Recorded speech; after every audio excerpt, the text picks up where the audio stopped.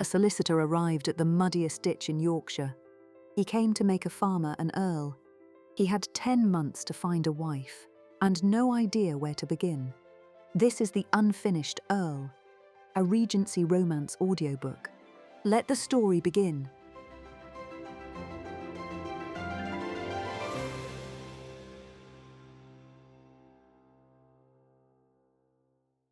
Chapter 1.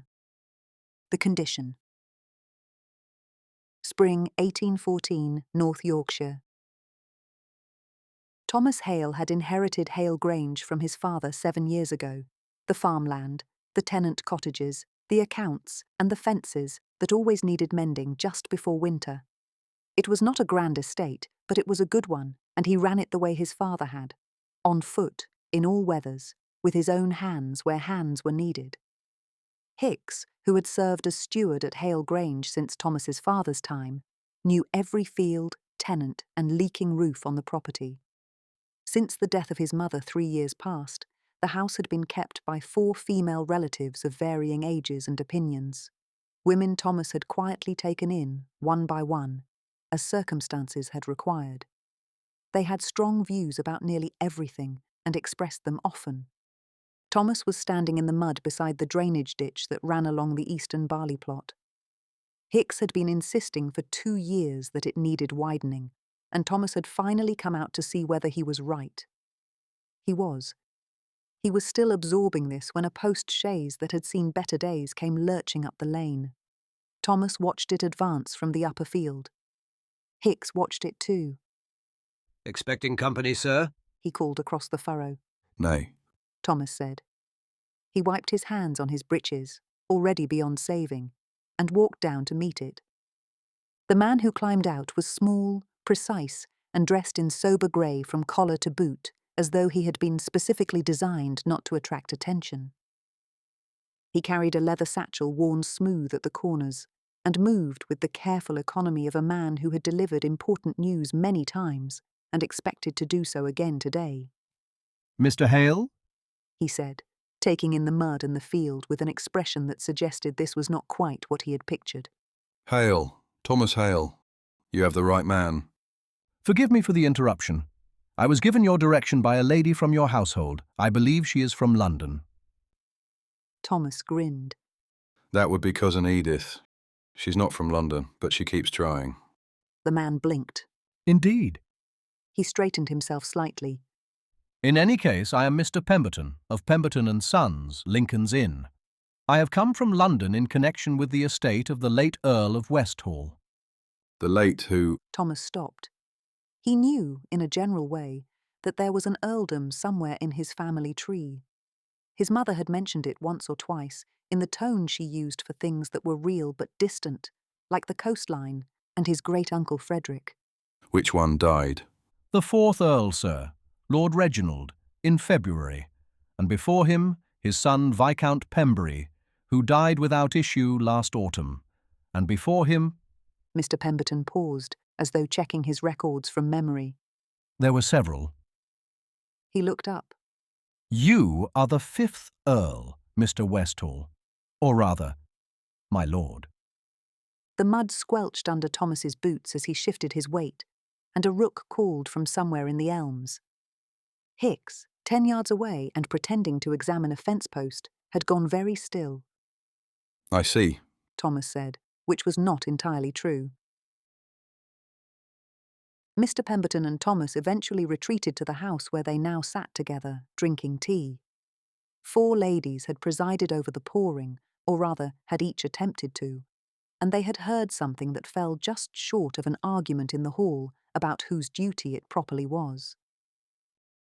The 5th Earl of Westhall was younger than the solicitor had pictured, early 30s at most, and built less like a lord than like a man who had spent those years doing something useful with his body.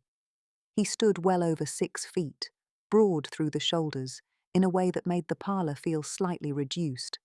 His hands, wrapped around a teacup that dwarfed them, were wide and tanned, with a fresh scrape across the right knuckles that was interesting.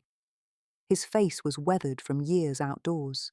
A square jaw, dark brows, pale blue eyes, that had the habit of watching a person more carefully than they might have liked. His hair was dark and a little too long, pushed out of his eyes at some point during the afternoon and left wherever it settled. He looked like a man who was not overly concerned about his appearance. The condition Mr. Pemberton said, setting down his cup. is this. Your predecessor was particular in his wishes. The inheritance is contingent upon marriage, your marriage, within 1 calendar year of the reading of the will. That year began 2 months ago. Thomas looked at him across the rim of his teacup. I have 10 months. Exactly. The matter of succession required some time to settle through the courts before I could approach you formally, my lord. To find a wife. A suitable one. The will is not more specific than that, I am afraid. The interpretation is mine to make as executor. And where am I to find one? The season begins within the fortnight, my lord. The earldom has a townhouse in Bruton Street, fully staffed and ready for your use, and Westhall Park in Derbyshire when you have need of the country. I would suggest London first. Thomas looked at him. The season. Yes, my lord. Summer. Mr. Pemberton drew himself up. The London season, my lord. The period between April and July during which society, that is to say, families of rank and consequence, gather in London for a programme of balls, dinners, assemblies, and social calls. It is, in essence, the annual occasion upon which suitable marriages are made. Thomas considered this. They do all that every year, Without fail, my lord. and I have to go. You have 10 months in which to find a bride. Mr. Pemberton said, with the patience of a man who had explained difficult things to people before. I would therefore strongly advise London, my lord. The rook called again outside the window. Thomas looked toward it, then back at Mr. Pemberton. He was quiet for a moment, turning it over. 10 months, London, a wife, and arrived somewhere he did not yet have a name for. Right. He said at last, and drank his tea. He set the cup down and looked out the window at the east field, where Hicks had given up all pretense of working and was simply standing with his hat in his hands, watching the house. The barley was coming up well. The drainage work, if Hicks managed it before July, would double the yield on that plot by autumn. Thomas had planned it out over the winter, sitting at the kitchen table with the estate ledgers spread open, a fire that needed another log, and Duke stretched across his feet, a mongrel of uncertain parentage and considerable size, who had arrived as a stray 5 years ago and never quite left. He knew this land the way he knew his own hands, where it was generous, where it needed coaxing, where it would give nothing back no matter how much you asked of it. It was not only the bride that weighed on him, it was the life that came after. Westhall Park, London, a world of people who had never stood in a field in their lives. That sat in his chest like a stone he could not quite shift. Mr. Pemberton had barely cleared the front step when Thomas turned to find 4 women arranged in the entrance hall with the particular expression of people who had not been listening. Well, Said Cousin Edith. Thomas looked at them. How much did you hear? Very little. Said Aunt Prudence, who had heard everything. London. Said Lady Margaret, in a very suspicious tone of voice. Aunt Dorothea pressed both hands to her chest. An Earl. Our Thomas.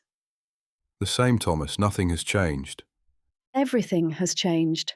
Cousin Edith said, and the look on her face was one he had never seen directed at him before.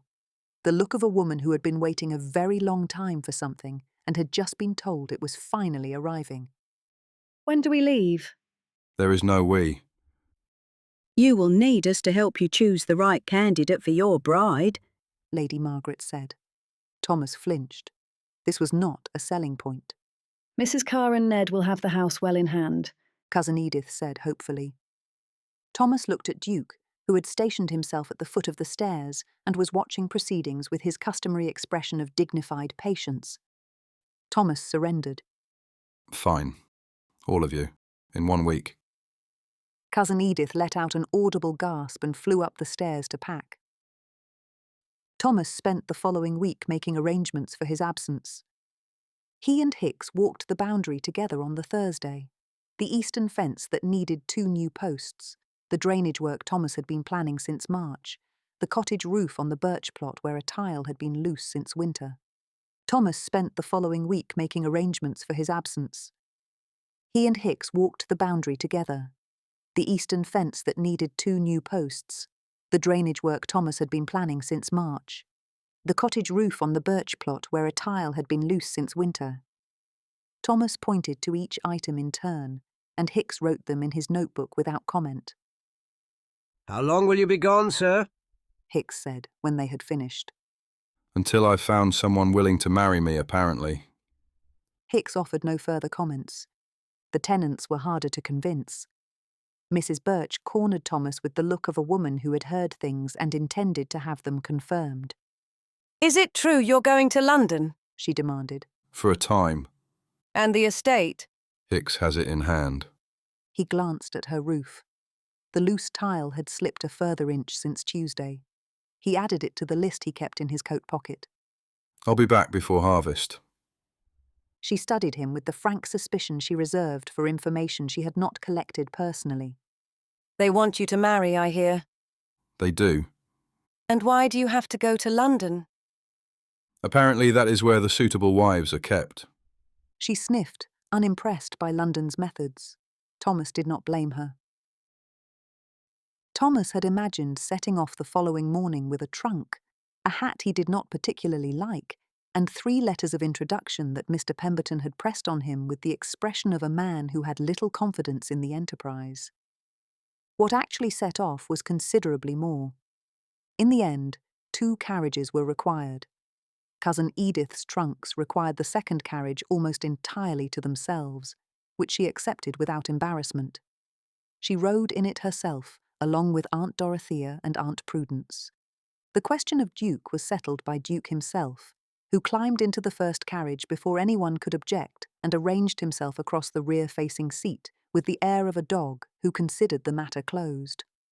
This left Thomas and Lady Margaret the front-facing seat, which was the better one. Thomas thought it wise not to mention this to Duke. Aunt Dorothea had packed a hamper of provisions on the grounds that one could not trust roadside inns. Aunt Prudence had brought a travelling blanket, a footstool, and something in a small silver flask she referred to only as her restorative. Lady Margaret had brought 1 small bag and an expression that suggested she was already having doubts. The roads were dry for early May. The miles passed in a rhythm of wheels and birdsong and the occasional village where children stopped to stare, not, Thomas suspected, at the carriages, but at the quantity of luggage piled on top of them. In the first carriage, Lady Margaret had opinions. She expressed them at intervals, with the economy of a woman who had learned that brevity carried more weight than volume. She should be sensible. Lady Margaret said somewhere outside Doncaster. Thomas looked out the window. And capable. She added after a mile. Duke shifted his weight and put his head on Thomas's knee. Though not managing. A managing woman is a different thing entirely, and not suitable for a wife. Thomas nodded pleasantly, but privately thought that if that was true, it explained why Lady Margaret had never married. What was happening in the second carriage, he could only imagine. At a coaching inn outside Nottingham, he discovered the ladies had cornered a perfectly innocent travelling merchant at a table by the fire and were explaining, at some length, exactly what sort of woman Thomas required. Aunt Dorothea was insisting on warmth and kindness. Cousin Edith was holding out for connections. Aunt Prudence, who had consulted her flask twice since leaving the carriage, felt strongly that patience was the primary qualification and said so with great feeling. The merchant, to his credit, was listening with every appearance of genuine interest. Thomas collected his hat and went back outside. Duke looked at him with the steady sympathy of a dog who had heard everything and intended to say nothing. Thomas patted his shaggy head fondly. I begin to see why you never speak, Duke.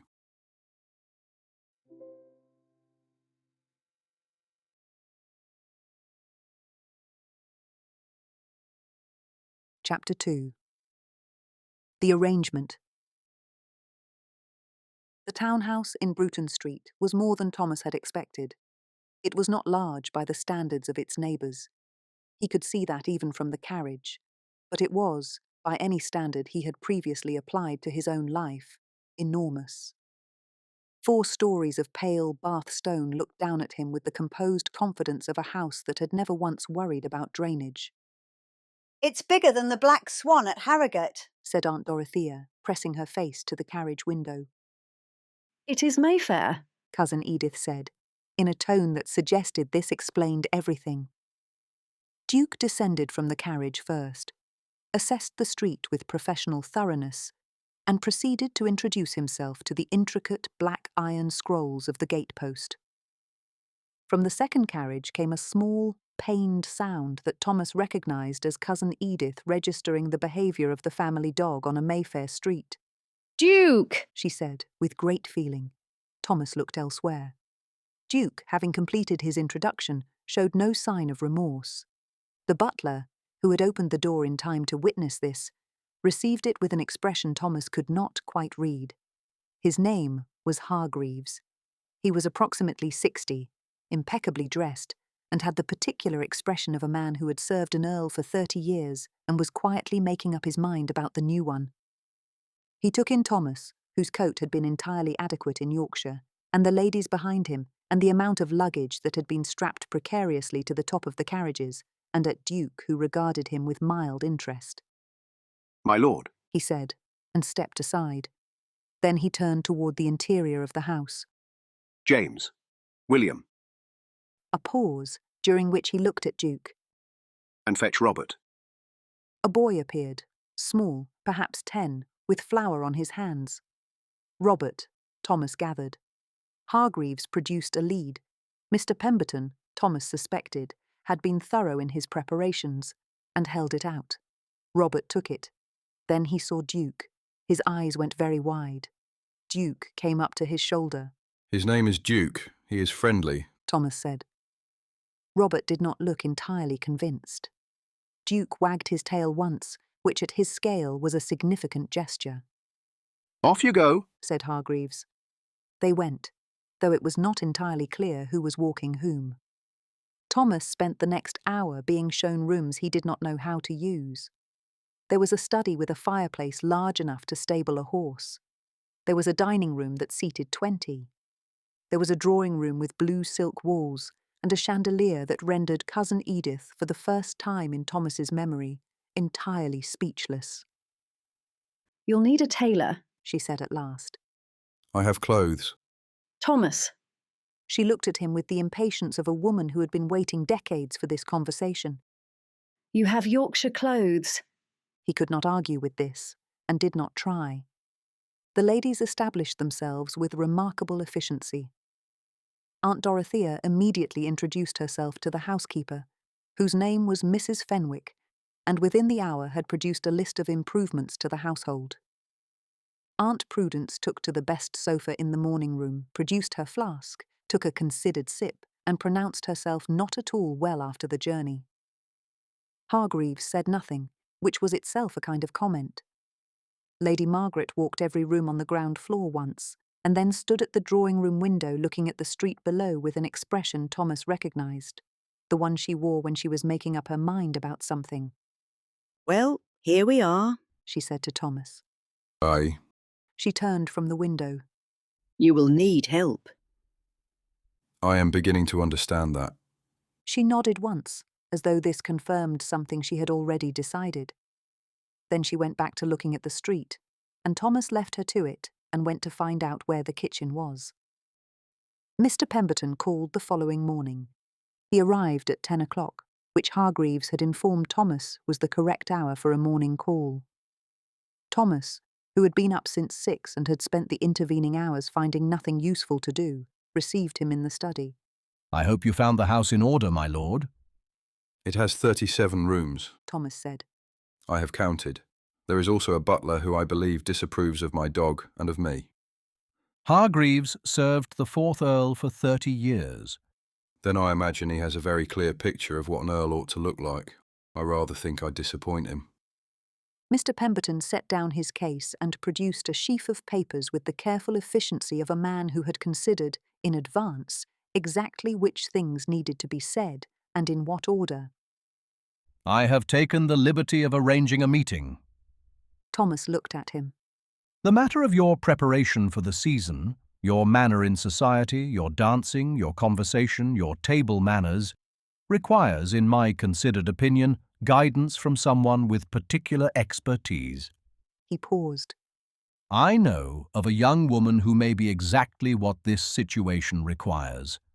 I acted for her father some years ago, a gentleman of good standing named Edward Dalton.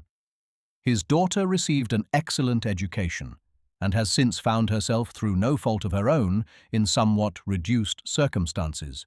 She is intelligent, discreet, and knows society from the inside. Thomas looked at him, not yet seeing where this was going. Her name is Miss Cecily Dalton. She has agreed to meet with you this morning, if you are willing. All at once his meaning became clear to Thomas. He thought about the season. He thought about Hargreaves, and the dining room for 20, and the fact that he had spent 34 years not knowing which fork was for fish, and had never once needed to. Aye, I'll meet her. Mr. Pemberton rose, opened the study door, and spoke briefly to someone in the hall. Thomas realized, with mild surprise, that she had been there the entire time. Miss Cecily Dalton came in with a composure so complete it seemed to rearrange the room slightly. She was perhaps 25, or a little more. To Thomas's great surprise, her skin was a rich, deep brown. Her features were sharp and fine, cheekbones like cut paper, and eyes very dark, quick, and missing nothing. Her nose was broader than the classical ideal, and suited her far better, he thought, and her lips were much fuller than the fashion. Her dress was modest and meticulously neat. She carried a small leather notebook under her arm. She looked at Thomas. Thomas looked at her. Lord Westhall, She said. Her voice was clear and low, with the unhurried diction of a woman who had been trained to be heard in large rooms and had chosen, for the moment, not to make full use of it. good morning. Thomas recovered himself. Morning. Either Miss Dalton did not notice the shocked look upon his face, or chose to ignore it. A pause. She glanced at Duke, who had settled under the desk and was watching her with mild approval. Mr. Pemberton has explained the situation. She said, sitting down without being asked, which Thomas approved of. I understand you have 10 months remaining in which to find a suitable wife, and that you are presently She considered her phrasing. not well prepared for the endeavour. That's one way to put it. How would you put it? I sat down to dinner last night and counted 14 pieces of cutlery. I recognised about 4 of them. She nodded once. That is easily solved. It is not, however, your most pressing problem. She opened the notebook. May I ask, when you are at a dinner party, do you find yourself saying what you think or what you believe the other person wishes to hear? What I think, Always? generally. She wrote something down. When Thomas craned his neck, she angled the notebook away without looking up. Do you dance? There is a country reel we do at harvest suppers in Yorkshire. Beyond that, I cannot be relied upon. Do you play cards? There is a game called Put we play at the inn in Harrogate. Does that count? She considered this. Not in any drawing room you are likely to find yourself in. Do you have opinions on the weather? He blinked. Everyone has opinions on the weather. Some people make a conversation of it. They discuss whether Tuesday was warmer than Monday, whether the rain in the park was more inconvenient than the rain in Kensington, whether the weather might allow a picnic on Friday. This takes, on average, 11 minutes. She set down her pen. Can you sustain a conversation about the weather for 11 minutes without saying something that cannot be unsaid? Thomas thought honestly about this. Nay. She looked at him. Do you often say that? Aye. I see. She said, and wrote something down. There was something in her silence that he found himself drawn to. Most people, when not speaking, were simply waiting to speak again. She appeared instead to be thinking, actually thinking, the way he thought over a fence line or a failing crop, turning the problem in her hands to find where it needed attention. This is not impossible, She said at last, closing the notebook. You are not stupid, which helps. You are not vain, which helps more. And you have... She paused and looked at him in a way so frank it was almost uncomfortable. a face and a manner that people will want to like if you give them the chance. Being assessed like a promising field was a new experience for Thomas. She spoke the same way she might note that the soil in the East Field was good if it were properly worked, without flattery, without softness, as information. Thomas found he had no idea what to do with that. It was unusual for him.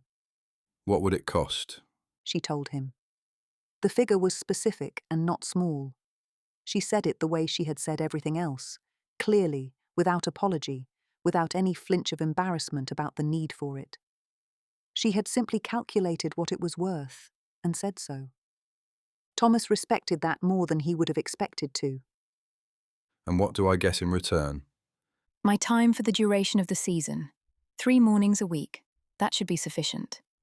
By the end, you will be able to navigate a dinner party, hold a conversation about nothing for the required duration, dance without injuring anyone, and conduct a courtship that a respectable family will take seriously. She paused. I cannot guarantee you a suitable wife. I can, however, guarantee you a chance at one. Will you be honest with me when I'm doing something wrong? She looked at him as though the question were faintly surprising. I certainly shall. That is the foundation of our arrangement. Thomas looked at her. She looked back, steady and unhurried, with the particular patience of someone who had said what needed saying and was now waiting for the other person to catch up. He thought about the season and the dining room for 20 and 11 minutes of conversation about the weather. He thought about Miss Dalton, who already knew he could not manage it. Aye then. Thomas said. She stood and held out her hand, precise, businesslike. Thomas shook it. Her grip was firm and brief, and she let go before he expected her to. We will begin Thursday, She said, and picked up her notebook. I would suggest we start with your unique way of saying yes and no. Mr. Pemberton, who had sat through the entire negotiation without speaking, rose from his chair with the expression of a man who had done what he came to do. Thomas showed them both out. Duke padded at his heels, paused in the doorway to watch Miss Dalton descend the front steps, and then looked up at Thomas with the attentive expression of a dog who had formed an opinion and intended to keep it. Thomas stood in the hallway for a moment after the door had closed, looking at nothing in particular. In the drawing room at the end of the hall, he could hear Cousin Edith and Aunt Dorothea discussing Miss Dalton. I had not expected... Cousin Edith began. No. Said Aunt Dorothea. A pause. Are there many of them in London? More than in Yorkshire. Cousin Edith said. Another pause. She has a very neat way about her, Aunt Dorothea said, which appeared to settle the matter to everyone's satisfaction. Aunt Prudence was still resting from the journey, which had ended 2 days ago. Lady Margaret was presumably watching and saying nothing, waiting, as she always did, for the moment when she would be needed. Thomas had less than 10 months left to find a suitable bride. A stranger was going to make an earl of him, and she had walked in, opened her notebook, and made it sound almost straightforward. He found for the first time since Mr. Pemberton had arrived at Hale Grange that this did not seem entirely unreasonable. His thoughts kept returning to Miss Dalton's eyes. They were very dark, nearly black, he thought, though he could not be entirely certain. Quite unlike the pale blue eyes of Miss Halliburton, who was held to be the great beauty of the West Riding. He was not sure why he was comparing them. Somewhat to his own surprise, he was looking forward to Thursday.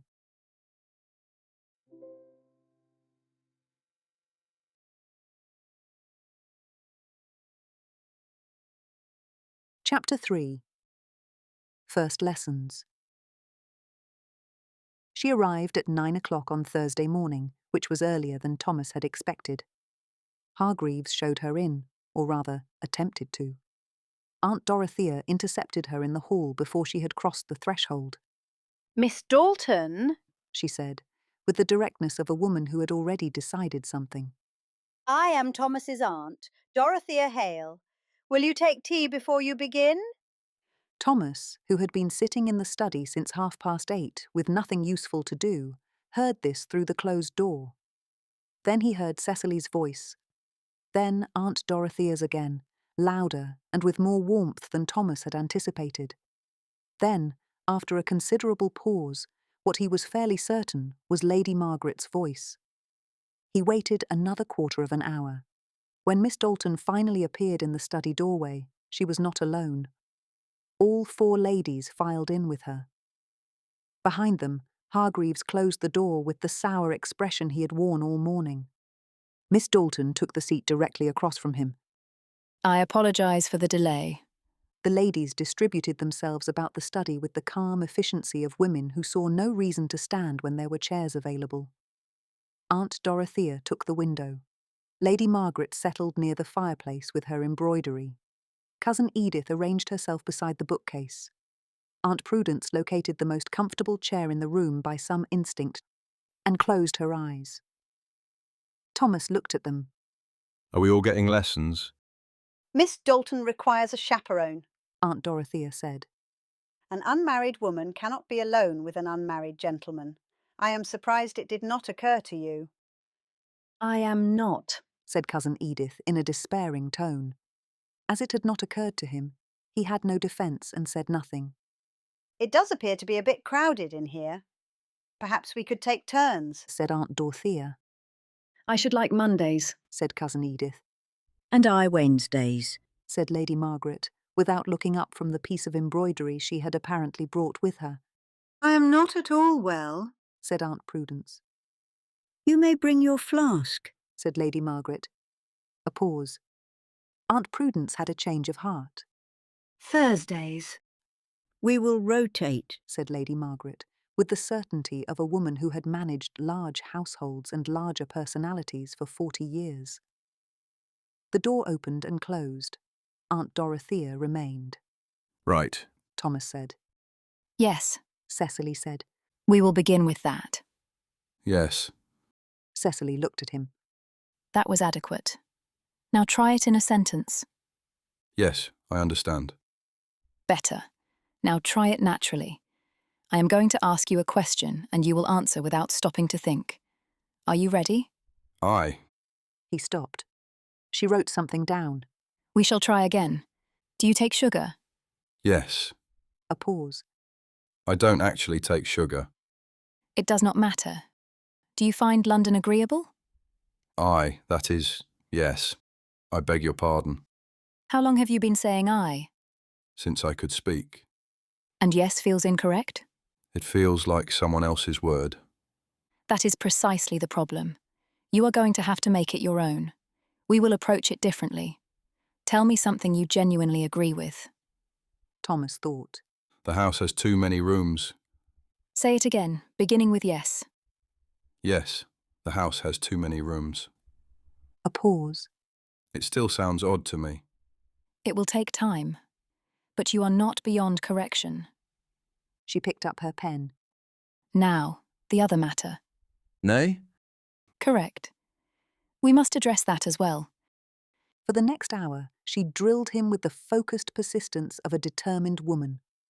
Not unkindly. She never raised her voice, never expressed exasperation, never allowed herself anything so unproductive as impatience, but without any softening of her standards. When he occasionally lapsed back into his native vernacular, she simply looked at him silently. When he corrected himself, she nodded approvingly, without comment. When he produced a sentence that was clean and correct and sounded, he had to admit, like a man who might conceivably be received in a drawing room, she said, Again. Duke lay under the desk with his customary calm. Twice he appeared to sigh. Thomas was aware that he was not doing particularly well. He had expected this, had known going in that he would be poor at it, but there was something depressing about failing in front of someone who was very clearly keeping a tally. Each lapse went into the notebook. each correction, too. He was not certain which column was longer. He was starting to have unfavourable opinions about that notebook. You are making that face again. What face? The face you make when you think something is unnecessary. Thomas considered denying this. Is it that obvious? You have a very expressive face for someone who says so little. In time, that will serve you. Society likes a face that communicates without speaking. It implies depth of feeling. I have some. You do indeed. And at present it communicates impatience and mild contempt. Thomas opened his mouth, then closed it. After a moment he said, Yes, I can see how that might be a problem. Something shifted in Cecily's expression. Not quite a smile, but an acknowledgement. She looked down at her notebook and wrote something. Thomas had the distinct impression she had done so to avoid letting him see her face. The contempt, She said, without looking up. is not the difficulty. Contempt, in a man of your position, will be read as authority. It is the impatience that will give you away. Society does not move at your pace, Lord Westhall. It will move considerably slower, and you will be required to look as though you find this perfectly natural. How slow? She looked up. Have you ever attended a parish council meeting in which nothing was resolved? Aye, yes, often. It is approximately like that, but with better clothes and worse wine. A pause. The wine is generally excellent, in fact. I should not have said that. A brief look of consternation crossed her face. Thomas did not comment. We will practice conversation next Monday. I will play the role of a young woman you have just met at a dinner party. You will attempt to sustain a conversation about a subject of no importance for 10 minutes without saying anything that will be talked about on the way home, and without a single aye or nay. And if I do say something that will be talked about on the way home? I will tell you. It is what you are paying me for. She was gathering her things to leave when Aunt Dorothea suddenly rose and approached. She had the expression of a woman who had been waiting for a reasonable moment and had decided this was it. Miss Dalton, you will stay for luncheon. It was not a question. Cecily, who was not easily unsettled, did not visibly falter. That is very kind, Mrs. Hale. I am afraid I have a prior engagement. Will next Monday suit? Edith tells me you know London society from the inside, and I have a great many questions. Thomas watched from his chair with Duke by his side. Monday will be fine, Cecily said, pleasantly, but without particular warmth. Perhaps she was distressed at the thought of seeing him performing with the cutlery. He suddenly had an idea. Aunt Dorothea beamed. Excellent. After Cecily left, Thomas went to find Hargreaves. Is there a book about which fork is for what? Hargreaves regarded him with what, for him, was a pleasant expression. There are several, my lord. I will have one located for you. Thomas was determined to improve Miss Dalton's opinion of him. He did not examine his reasons too closely for wishing to do so. If he studied hard enough, it must be possible. Duke looked up at him. Yes, Duke. I am sure I can do it. Duke looked doubtful. It suddenly occurred to him that he still did not know the exact colour of Miss Dalton's eyes.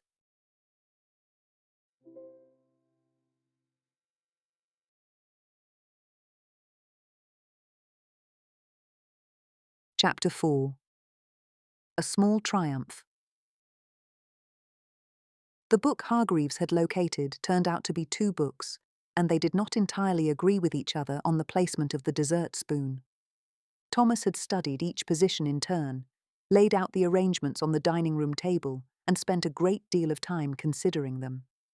He had concluded that the discrepancy was unlikely to cause him any immediate difficulty, since no one at a dinner party was going to interrogate him about the dessert spoon specifically, but that he would rather know both versions than neither. He made a mental note to confer with Miss Dalton about it.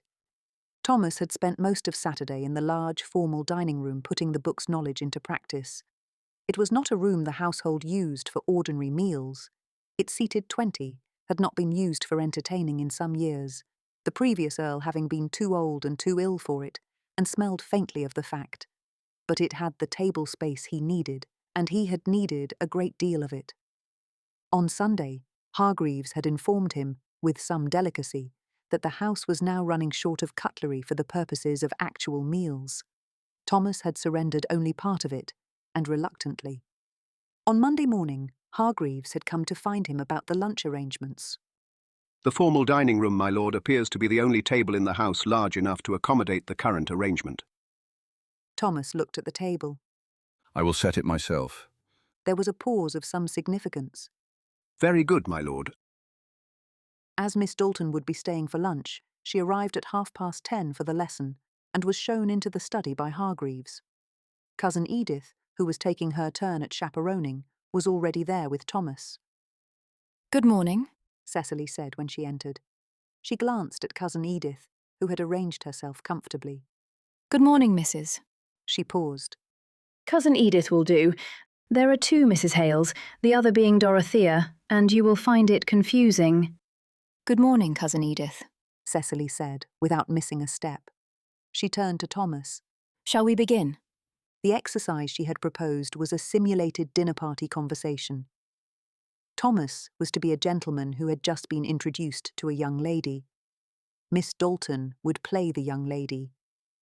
They were to sustain a conversation about a subject of no importance for 10 minutes, without any of the prohibited words, without impolite silences, and without saying anything that would give rise to gossip. It is July. The season is nearly over. You have been introduced at a private supper given by the Morgans. Begin. Who are the Morgans? That is of no account. I invented them for the purpose of the exercise. From her corner, Cousin Edith looked up.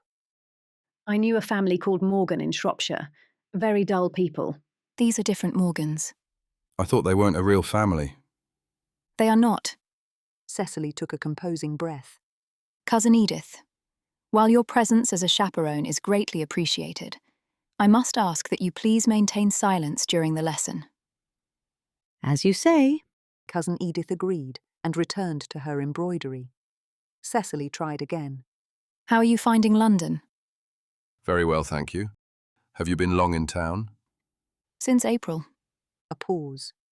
Are you attending the assembly at all, Max? I am attending. That is an acceptable question. Try another.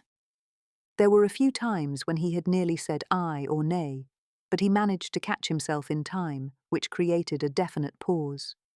Cecily chose not to mention it, although she did write something in her notebook at each occurrence. You lapsed at the 7-minute mark, when I mentioned the theatre. I said I had not been. You said you had not been, and made a face that showed your disdain for the idea, and then said nothing for 11 seconds, which is quite a long time at a dinner party. I did not know 11 seconds was a long time. At a dinner party, 11 seconds is enough time for the person next to you to wonder if you are dull or uninterested, and begin a conversation with someone else. Cousin Edith, from her corner, said nothing, but had given up all pretense of embroidery and was watching the lesson intently. We will aim for 12 minutes on Wednesday, and we will begin work on the introduction itself, which is more complicated than it sounds. An introduction is not difficult. Someone says your name. It is not only that. You must bow at the appropriate angle for the degree of acquaintance involved, say the correct thing with the correct expression, and do all of this without appearing to calculate it, and under no circumstances say I. Cecily gathered her notes. It is entirely manageable. Thomas was not certain it was. He had learned by now not to say so. Luncheon was served at 1 o'clock. The table in the dining room had been laid with extraordinary thoroughness. There was the dinner fork, the fish fork, the dessert fork, the oyster fork, the soup spoon, the dessert spoon, the teaspoon, the marrow scoop, the butter knife, the fruit knife, the asparagus tongs. There was a finger bowl. There was a bread plate. There was a gravy ladle, which had been included because Thomas had not been certain whether it counted and had decided not to risk it. The party stopped in the doorway. I laid the table myself. I have been studying from 2 books. Thomas said with some pride. A brief expression crossed Cecily's face. Not quite a smile, not quite anything he could have put a name to. Is that a marrow scoop? Said Lady Margaret. Yes. We are having cold meats, among other things. There is no marrow, said Aunt Dorothea. I did not know that when I was laying the table. Are those asparagus tongs? Said Cousin Edith. Yes. Are we having asparagus? No idea, but if so, we are prepared for it. Very thorough. I like a thorough man, said Aunt Prudence, sitting down and helping herself to the bread basket. Mr. Pemberton, who had a meeting with Thomas that afternoon and had been invited to luncheon, had taken his seat at the far end of the table with the careful expression of a man who had decided not to comment on the asparagus tongs. Duke, who had followed the party in from the study, surveyed the table, did not look impressed by the number of utensils, and retired under Thomas's chair. Thomas had laid 4 spoons of slightly different sizes and similar appearance, and there was a brief but perceptible pause when the soup was served, before anyone committed to one. Even Miss Dalton glanced at the arrangement for a moment longer than she might have wished. Thomas, who knew exactly what each one was for, said nothing, but was secretly very pleased with himself. It was eventually agreed that his newfound talents would be confined to company dinners. Luncheon proceeded. The ladies of the house, now collectively in possession of Miss Dalton's company for the first time at table, made use of it efficiently. Aunt Dorothea asked after Miss Dalton's mother with what appeared to be genuine interest. She is well, I thank you. She finds the English winters difficult. She is from the West Indies, I believe, said Aunt Dorothea. The Gold Coast, in West Africa. Oh, I see, said Aunt Dorothea, receiving this correction with perfect composure. Very warm there, I expect. Yes, rather warmer than London. And Miss Anna? Said Mr. Pemberton. She is keeping well, I hope. Very well, I thank you. She keeps herself busy. My younger sister, Cecily explained in answer to the puzzled faces. She is 17. The Hartley family will be at the Castleton ball, Mr. Pemberton said, with the air of a man who kept track of such things for professional reasons. The youngest daughter has been put forward this season. The family has somewhat overextended itself. Portland Place, a new carriage. But the girl herself is said to be accomplished. Miss Caroline Hartley, Cecily said. Just so. I wonder if you know her. I know of her. She is said to be very accomplished. She is said to be determined, which is a different thing entirely. Lord Westhall will meet her at the Castleton ball, said Cecily. If he is ready in time. Thomas, who had been attending to the bread basket, looked up. What does she look like? There was a small silence. Lady Margaret set down her glass. Aunt Dorothea looked at Thomas over the rim of hers.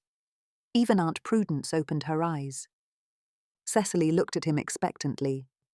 He rallied. I shall look forward to meeting the young lady. That earned him a nod of approval from Cecily. After luncheon, Thomas escorted Cecily to the door before his meeting with Mr. Pemberton. Just before leaving, she turned to him. Lord Westhall, you identified the correct fork for the oyster course at luncheon. Yes. Without looking at it first. He had, in fact, looked at it briefly. Not at the moment of picking it up, but some 30 seconds before, in anticipation of using it. I looked at it, he said, because it seemed important to be accurate.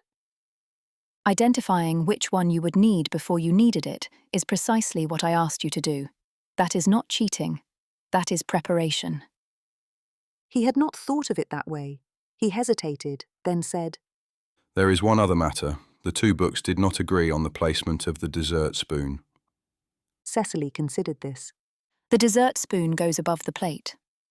I thought so, Thomas said, which was not entirely true. Your knowledge of cutlery is a small triumph. We shall build on it Wednesday. Thomas returned to the study where Mr. Pemberton was waiting with his papers. Please tell me about Miss Dalton's father.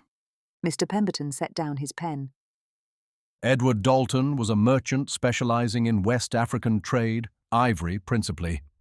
He did well enough for a time. He died some years ago and sadly left rather more debts than assets.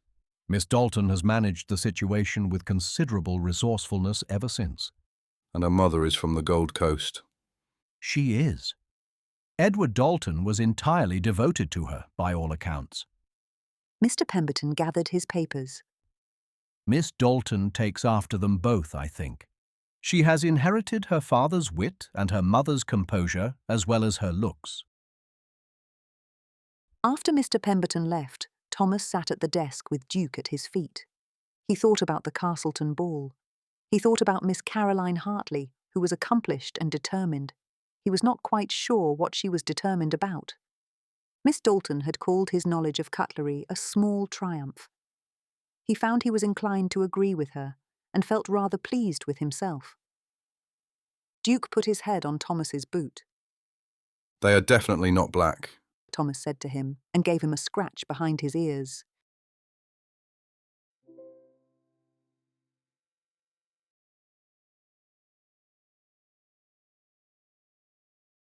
Chapter 5. The Ballroom. Robert had appointed himself Duke's official attendant. Every morning he appeared with a brush, and Duke submitted to this with the patience of a dog who had decided the arrangement suited him. Thomas had come upon them twice in the corridor, Robert working methodically through the thick grey coat, Duke standing with the dignified stillness of a very large animal being attended to by a very small person, and both of them apparently satisfied.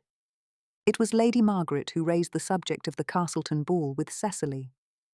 Her announcement came at the end of a Monday lesson, when Cecily was gathering her notes, in the tone of a woman who had already decided the matter and was informing the room of its conclusion. You will attend the ball with us. Cecily looked up. That is very kind, Lady Margaret. I am afraid I am not able to. A brief hush moved through the room. Aunt Dorothea looked at Lady Margaret. Cousin Edith looked up from her embroidery. Why ever not? Said Aunt Dorothea.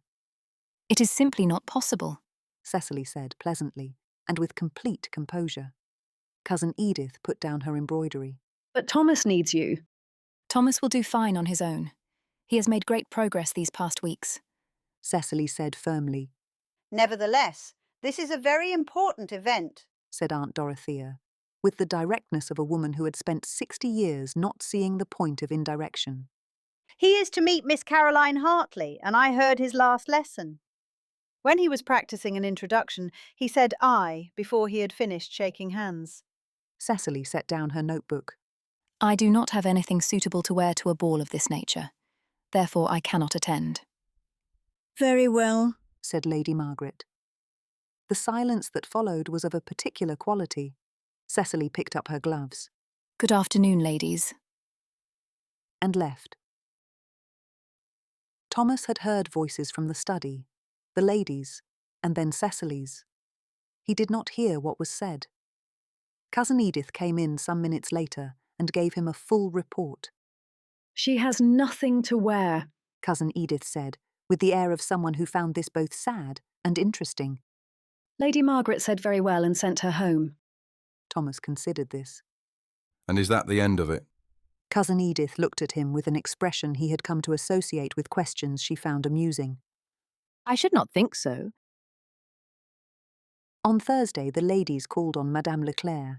To their delight, the popular modiste had happened to mention a gown of gold silk, commissioned some months ago and never collected, which was, by a remarkable coincidence, very nearly Miss Dalton's size and would require only minor alterations, if any. The box arrived at Cecily's lodgings on Friday afternoon, carried by a footman.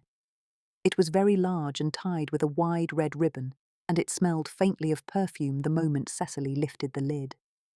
Inside, folded in layers of tissue, was a gown of gold silk. Over the skirt lay a net of fine gold gauze, worked with small spangles that winked when the fabric moved. The bodice was simply cut, the sleeves short and gathered at the shoulder. A ribbon of deeper amber gold ran beneath the bust. It was not elaborate, but it was exactly right, and whoever had ordered it initially had excellent taste. Oh, Cecily, how lovely, said Anna from directly over her shoulder, where she had appeared the moment the box arrived. Their mother came into the room quietly, as she did everything, and looked at the gown for a long moment without speaking. Read the note aloud, my dear. Cecily began. Dear Miss Dalton, I trust the enclosed will resolve the difficulty you raised. As the gown pertains to your arrangement with Lord Westhall, I hope you will accept it in that spirit and not allow a misplaced scruple to prevent you from performing your duties. You will attend the Castleton ball as my companion, which I have already arranged. I remain, yours faithfully, Margaret Hale. The room was very quiet. Anna had already lifted one edge of the silk and was holding it up to the light from the window. The gold caught it and gave it back threefold. You must try it on. You absolutely must. It may need alterations, Cecily said. Cecily. Anna turned to look at her with the expression she wore when her elder sister was being unreasonable. Do try it on. Very well. When she returned wearing the gown, her mother was sitting by the window with her hands folded in her lap. Anna made a sound that was not quite a word but conveyed everything. The silk fell exactly as it should. Madame Leclerc's disappearing customer had, it appeared, been almost precisely Cecily's height. It needs taking in at the waist, Cecily said. Barely, said Anna. Their mother was looking at Cecily with an expression Cecily could not quite read, not quite pride, not quite something else, something that held both and was neither. You have your father's stubbornness, her mother said quietly. The gown is beautiful. You are beautiful in it. She looked at Cecily steadily. You should go. Cecily gave a small smile. I believe I shall. On the day of the ball, the ladies retired upstairs for the better part of the afternoon. Lady Margaret had seen to it that Cecily should have the use of one of the household's 2 shared ladies' maids for the occasion.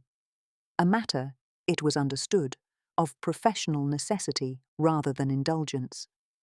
At the foot of the stairs, waiting for the carriages, Thomas saw Cecily descend, resplendent in gold, with the composure of a woman who had decided she was performing a professional function and intended to look the part.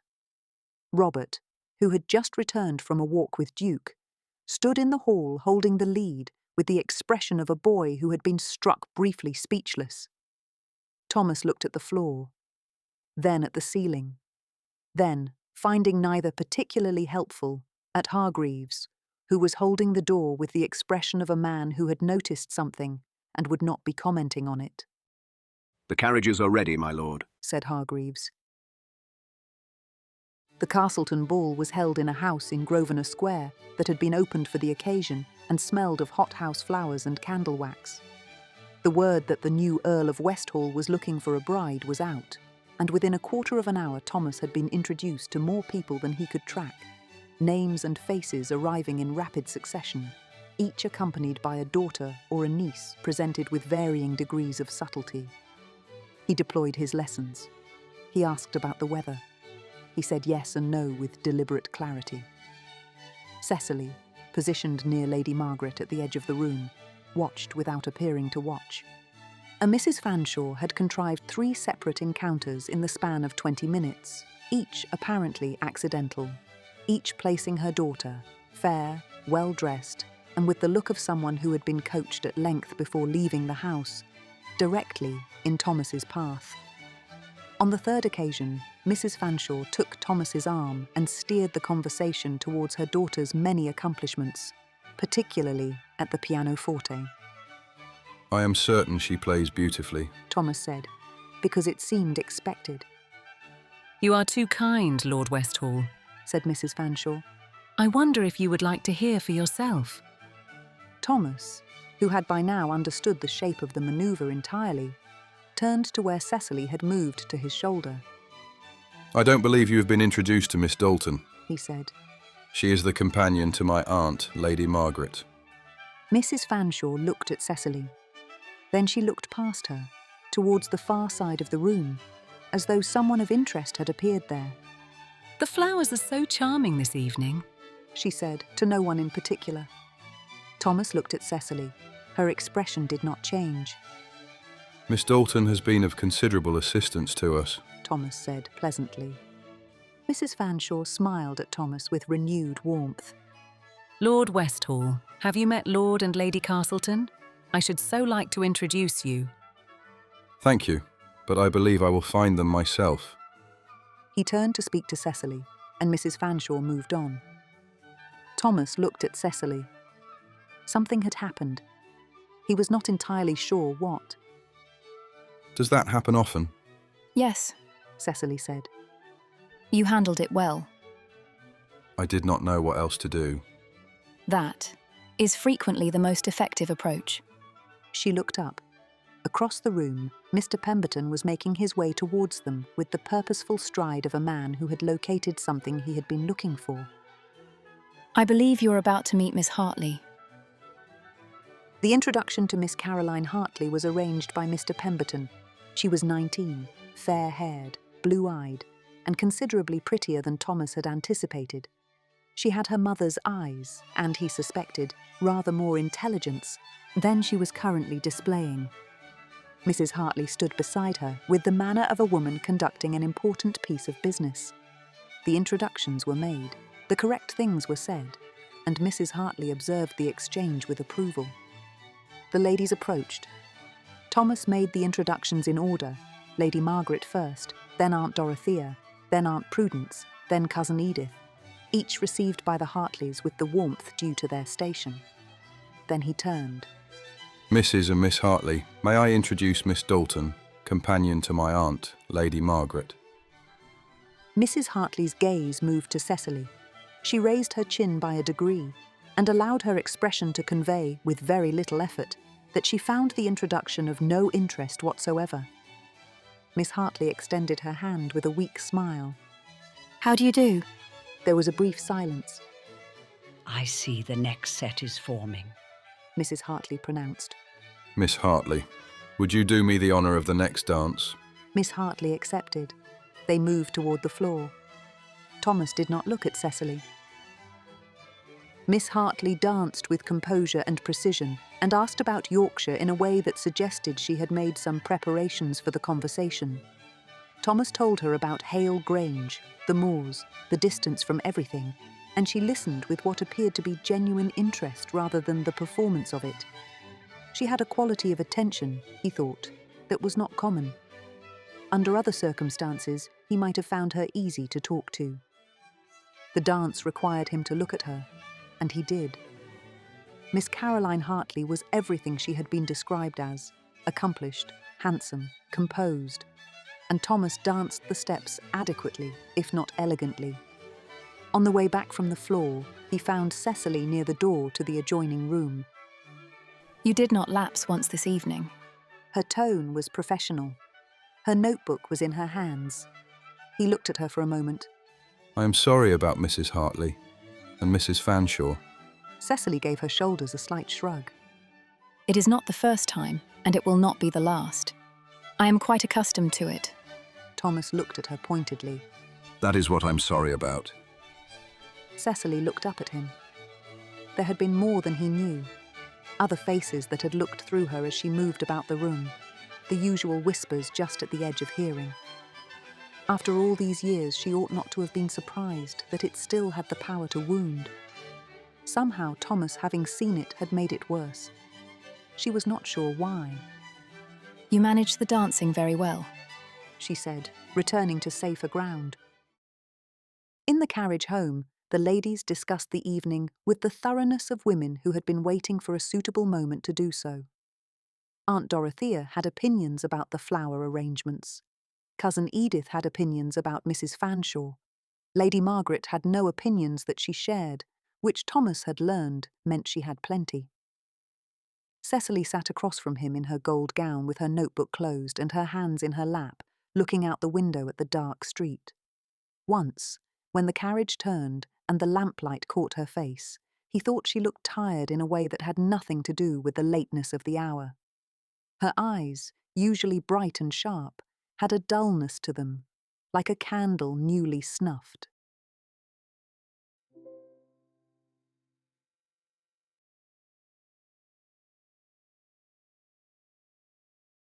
Chapter 6. Miss Hartley. On Wednesday morning, Hargreaves wished Thomas a good morning with what could only be described as warmth. Thomas, who had grown accustomed to a more measured reception, stopped on the stairs. Hargreaves was wearing a new uniform, he was certain of it. Dark coat, good cloth, brass buttons, properly fitted. The kind of thing that made a man look as though the household he served was worth serving. Thomas looked at it. Then at Hargreaves. Hargreaves looked back, entirely nonchalant. Lady Margaret arranged for new uniforms for the household staff. Hargreaves said. They were long overdue. Thomas had not known they were overdue. He had not, he realised, thought about it at all. Right, he said. Very good, my lord, said Hargreaves, and continued down the corridor with the bearing of a man whose faith in the household had been quietly restored. Thomas stood on the stairs for a moment, pleased by Lady Margaret's efficiency. At the far end of the corridor, Robert had appeared in a proper footboy's livery, the first he had apparently owned, standing very straight, with the expression of a boy trying not to look pleased with himself. Duke walked beside him, freshly brushed, and looking, Thomas thought, as though he approved of the arrangement entirely. After breakfast, he met with Mr. Pemberton. I have it on reasonable authority, Mr. Pemberton said, that your introduction at the Castleton ball was not an unwelcome occasion for the Hartley family. Mrs. Hartley has made it known, through the usual channels, that they would not be disinclined to a further encounter.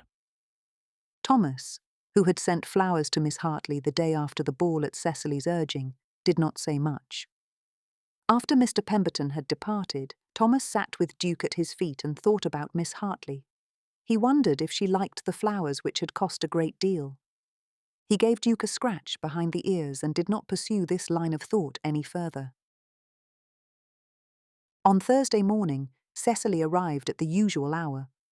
Aunt Prudence was doing her duty as chaperone, but after a few sips from her flask, had nodded off, and now slept very peacefully sitting up straight, with her hands folded in her lap. Thomas looked at Aunt Prudence. Cecily looked at Aunt Prudence. Neither of them said anything about it. I heard from Mr. Pemberton that the Hartley family were very pleased with your introduction, Cecily said. I believe now would be the perfect time to issue an invitation to Miss Hartley for a drive in the park. She looked at her notebook. That is, of course, if you intend to pursue a courtship with her. Aye, yes, I mean, that is... He stopped. Yes, Thomas said. To his horror, he felt warmth rising to his face. Could it be that he was blushing? Cecily wrote something down, then looked up at him and carried on. If she noticed anything unusual, she was doing a very good job of trying to ignore it. You should call for Miss Hartley in your carriage. A drive to Hyde Park and then a stroll there would strike the right note. Thomas considered this. the carriage. You have a very good one, as it happens. He had not, in truth, given it much thought. It had come with the title, a large, well-sprung landau in black lacquer, the Westhall crest picked out in gold on the door panel. He had used it to get from one place to another, and formed no further opinion of it. The matched greys that pulled it were the finest horses he had ever seen, and more interesting than the carriage to him. A handsome conveyance will not hurt your standing with Miss Hartley. No doubt her mother will see the crest from her front window before you have knocked. That is not a disadvantage. Cecily opened her notebook. You should send a note to the Hartley house this morning, requesting the pleasure of Miss Hartley's company for a drive in the park this afternoon. Keep it brief, 3 sentences at most. 3 sentences? The note should not be elaborate. It is an invitation, not a declaration. You will call for her at 4 o'clock. The park will be busy at that hour, which is the point. Set it down now, if you please. We shall see what you have. Thomas pulled a sheet of paper towards him and wrote. It did not take long. He passed it across the desk. Cecily read it. A brief silence followed. Dear Miss Hartley, she read aloud. I have a carriage and would like to take you for a drive in Hyde Park this afternoon at 4 o'clock if the weather is agreeable. Yours, Thomas. Thomas looked at her expectantly. The carriage does not require an introduction. She gestured towards the windows. As you can see, it is a very fine day. You need not mention the weather. I thought it was relevant.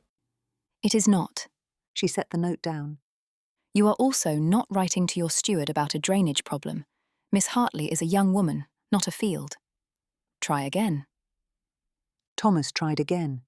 His second attempt was shorter and mentioned the weather once more. Cecily looked at it for a moment. Then, apparently rejecting it, she took the pen herself and wrote for perhaps 30 seconds. Then she set down the pen and handed the paper to Thomas. Thomas read it. Dear Miss Hartley, I venture to request the pleasure of your company for a drive in Hyde Park this afternoon, if you are at leisure and the hour is convenient. I would call for you at 4 o'clock. Yours faithfully, Westhall. He looked at it for a moment, then at Cecily. That is very nearly the same as my note. Did she roll her eyes at him? Very nearly the same. Was what she said. Thomas copied it out in his own hand, while Cecily watched him closely, then made him write it out again when she did not approve of his penmanship. He thought she seemed, for once, not entirely at ease, which was unlike her. He wondered if she was out of spirits. In the corner, Aunt Prudence stirred, took a small sip from her flask, and went back to sleep. Thomas drew up at the Hartley house in Portland Place at 4 o'clock precisely. Duke descended after him, with the unhurried confidence of a dog who considered himself invited everywhere. The door opened before Thomas had reached it. Mrs. Hartley received him in the drawing-room with the warmth she reserved for occasions of importance. Lord Westhall, she said, extending both hands. How very good of you to call. Caroline is so looking forward to the outing.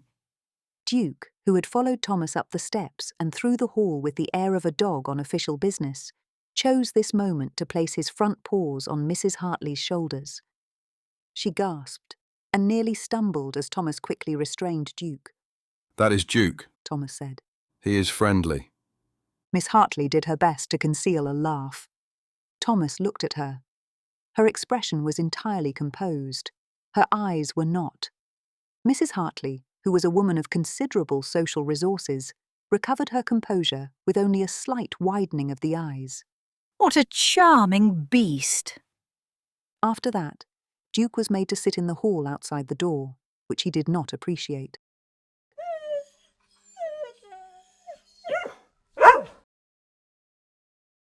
The carriage pulled away from Portland Place. Miss Hartley settled into her seat with the composure of a young woman who had decided to treat the previous 10 minutes as though they had not occurred, which Thomas thought showed considerable character.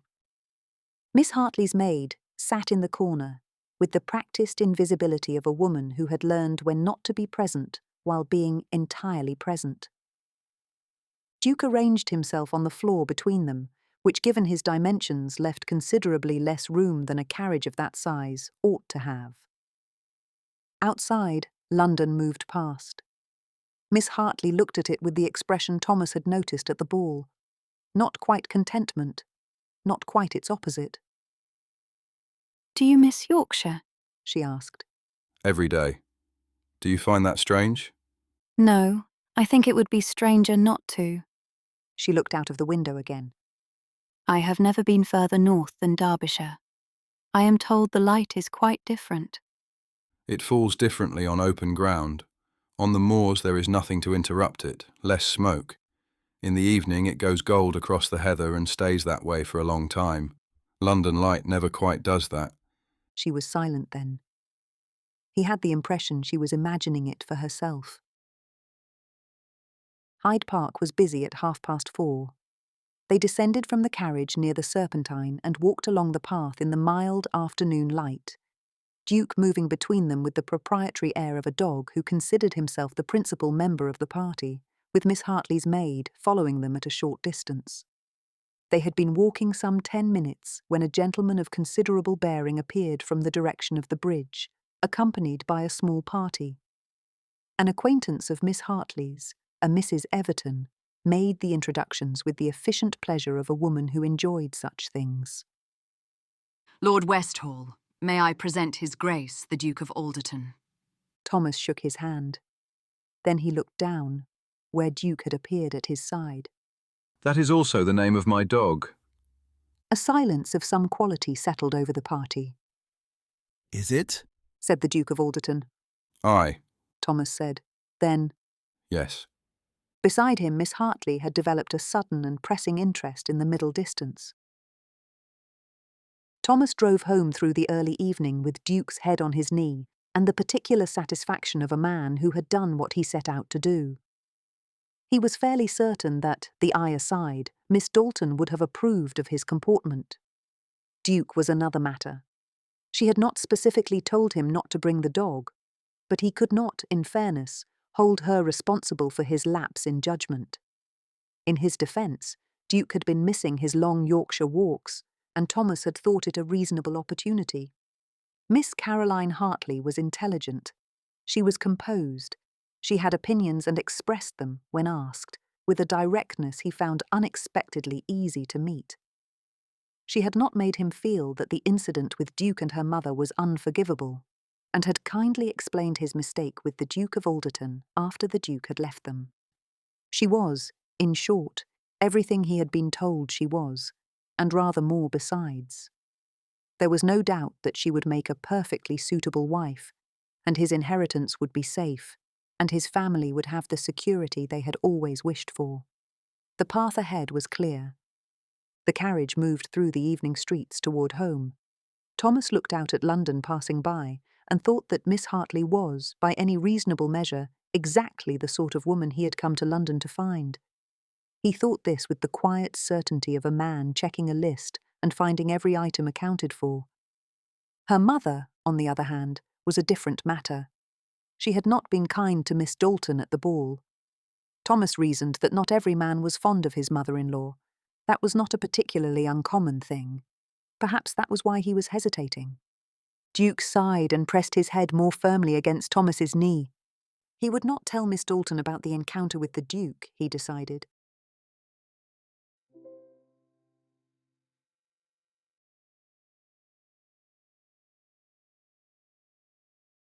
Chapter 7. Proximity. It had been Lady Margaret's idea. She raised it on the preceding Friday, in the tone which made it clear that she had considered the matter thoroughly, and arrived at a conclusion that was not open to discussion. A waltz, she said, would be expected at the Hendersons' assembly. Thomas did not know it. This would need to be addressed. On Monday morning, Cousin Edith settled herself at the pianoforte with the pleased air of a woman who had been hoping for exactly this kind of occasion. Thomas stood in the centre of the drawing-room and regarded Cecily with an expression that was not quite alarm. The waltz, Cecily said, requires more proximity to your partner than the dances you have been practicing.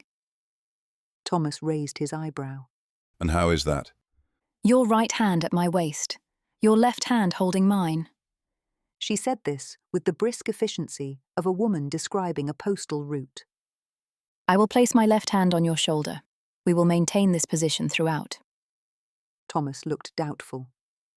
They'd not stand for it in Harrogate. That is just as well as you will not be performing it in Harrogate. You will, however, be escorting Miss Hartley to the Hendersons' assembly. She is a cultured young lady, and it would look very odd indeed if you were unable to partner her for the most anticipated dance of the evening. Thomas did not appear to be convinced. It is a perfectly respectable dance, Cecily said, which Thomas suspected was not entirely true. It is now accepted in most ballrooms. Most? At the better ones. She held out her hand. Shall we begin? Cousin Edith began to play Weber's Invitation to the Dance, which Thomas recognised immediately as the tune she had been playing since Saturday. He took her hand. She placed his other at her waist, adjusted it slightly, with the impersonal precision of a dancing master, then placed her own hand on his shoulder. They were standing very close together in the middle of the drawing-room, with Cousin Edith watching from the pianoforte with an expression of benevolent anticipation. The count is 1, 2, 3. Step on the 1. I will follow. Thomas stepped on the 2. On the 1. He corrected.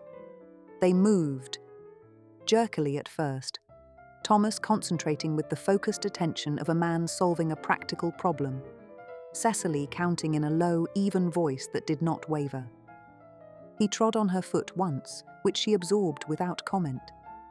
He turned the wrong direction at the corner, and she redirected him with a slight pressure of her hand, not breaking the count.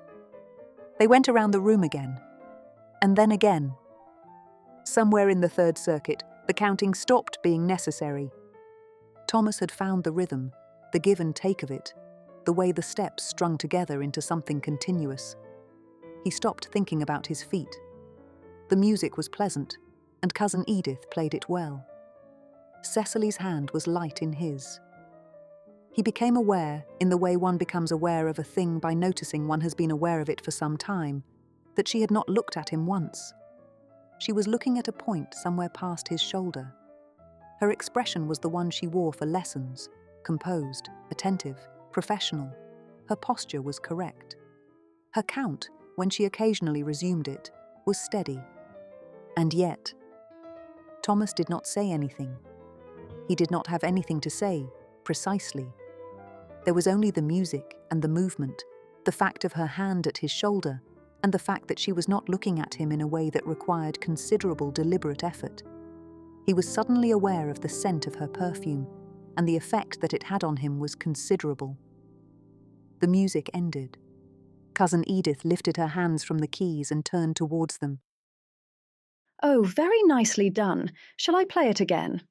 Thomas and Cecily stepped apart, rather quickly. The distance between them returned to what it usually was. That will do for today. You have the basic steps. The turn will need more work, but that can wait until our next lesson. She turned to Cousin Edith. Thank you for your superb accompaniment, Cousin Edith. Cousin Edith announced she would go and find some tea, as she had been promising herself a cup since 9:30. She left the door open as a nod to her duties as chaperone. Thomas was aware, as Cecily gathered her things, that something was not quite right. He had noticed it earlier. There was a quality of restraint about her that was quite different from her usual restraint, which was professional and assured. This was of another order entirely. It was the kind that cost something. She had been attentive throughout the lesson, as always. Her corrections had been as precise as ever. Yet there was something in the pauses between sentences, in the care with which she had kept her eyes from his during the waltz, that had not been present before. He wanted to say something to her, but was not sure what. Finally he said, "You are leaving." Of course I am. The lesson is finished. She looked at him steadily. Is something wrong, my lord? A pause that lasted a moment too long. "You are not quite yourself today." I am perfectly well. She picked up her gloves from the arm of the chair. You did very well this afternoon. Your steps were very natural, and you did not— "Miss Dalton." She began. She stopped. She looked at him then, not the way she usually looked at him, with her notebook ready and her next correction forming, but directly, without the professional frame. It lasted only a moment. Then she looked away. You will do very well. You have always been a better pupil than you thought. Cecily drew her gloves on. I have been thinking that we are nearly done. Thomas looked at her. "Done?" Your courtship is progressing well. Mr. Pemberton is pleased. Miss Hartley is— A small pause. Miss Hartley is everything you require, and you have made a very good impression upon her. I think you know it. She looked at the notebook in her hands. My purpose here was to prepare you for exactly this, and you are prepared. He did not say anything. He was watching her in a way he could not entirely account for. There may be a few lessons yet. Regarding the proposal itself, there are conventions there that we have not addressed. And then— She stopped. She smoothed the cover of the notebook with her thumb. And then you will not need me any further, which is, of course, the purpose of the arrangement. "Cecily." They both went very still. He had said her name. He had not intended to, and she had heard it, and there was nothing now to be done about it. "Miss Dalton." A brief silence. "I do not think," Thomas said carefully, "that I am as prepared as you believe." You are. Her voice was steady. The waltz is a small thing. "I do not want our lessons to end." Cecily looked at him. She met his gaze fully, opened her mouth to speak, then closed it again. Whatever she had been about to say, She did not say it. Her expression closed with the particular efficiency of a woman who had made a decision she did not intend to revisit. She looked at him fully. Good day, Lord Westhall. Thomas did not move to stop her. He was not certain what he would have said. At the door she paused, a moment so brief he might have imagined it, with her hand on the frame. Then she was gone. Thomas stood alone in the room for a moment after she left. From somewhere in the house came the distant rattling of a tea tray. Suddenly, he knew exactly what he wanted to do. After changing his clothes, he spent the remainder of the afternoon in the mews, mucking out the horse stalls. It was not something an earl was expected to do, as the expression of the grooms had conveyed without saying so. The horses were perfectly well attended to. There was no practical reason for Lord Westhall to appear in his shirt sleeves and shovel for hours like a man on a mission. Duke settled in the straw and kept him company. Thomas worked steadily. He did not think about Miss Dalton. He did not think about the waltz, or the way she had not looked at him, or the way she had, at the last, looked at him fully before she said good day and left. He thought about the east pasture drainage. He thought about Yorkshire. He did not, with considerable effort, think about anything else. From the window of the first-floor drawing-room, Lady Margaret watched him for some time. Then she turned away and did not say anything to anyone about it, which was, in its way, a great deal more expressive than if she had. When he finally came in, Hargreaves took one look at him and sent for hot water for a bath, without being asked. Cecily arrived home to find Anna at the table with her sewing. You're early, Anna said, without looking up. The lesson finished promptly. Anna looked up. She had the particular gift, which Cecily had always found both useful and inconvenient, of being able to tell in an instant when something was wrong. Sit down, Anna said. I'll make tea. I have mending to do. Sit down, Cecily. Cecily sat. Anna moved about the small kitchen with the efficient cheerfulness she brought to everything. Cecily looked at her hands in her lap and thought about nothing in particular with considerable effort. Well? Anna said from the doorway. Well, what? Anna set down the tea things and looked at her sister with the expression she wore when she had already formed a conclusion and was waiting with some patience for Cecily to reach it herself. Nothing happened, Cecily said. I didn't say anything did. You were thinking it. I was thinking, Anna said, that you look as though something happened and that you have decided it didn't, which is different. Cecily accepted a cup. The courtship is progressing. Lord Westhall will make an offer before the end of the season. My arrangement with him will conclude shortly after. Anna looked at her over the rim of her cup. That is good news, she said carefully. Yes, Cecily said. It is good news, as I will be paid a fixed sum. Anna did not say anything else. She was wise enough, when it mattered, to know when not to. Cecily drank her tea and looked out the window. She thought about what she had almost said, and why she had not, and whether she had been right. She had been right. She was certain of it. She thought about it for a long time before she was able to feel certain of it.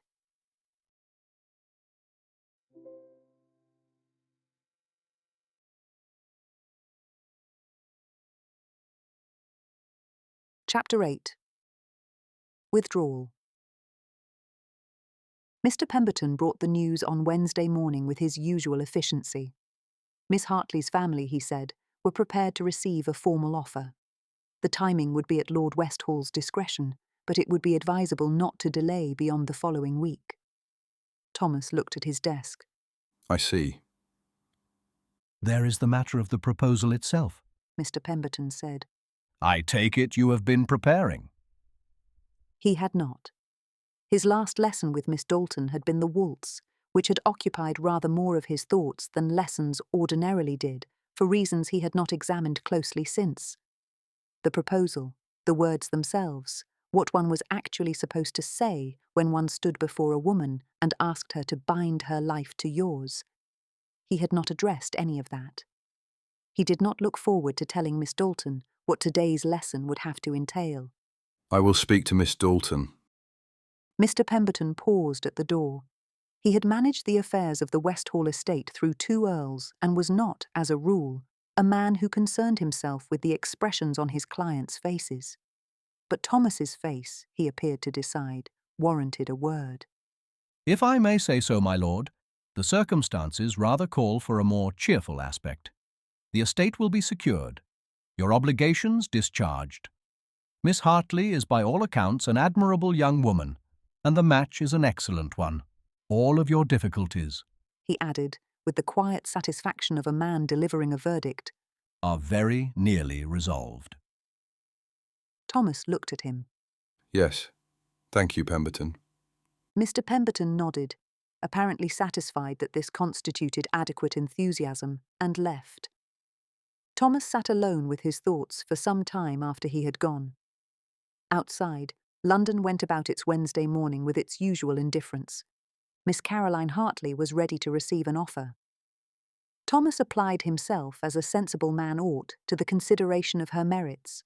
She was handsome, uncommonly so.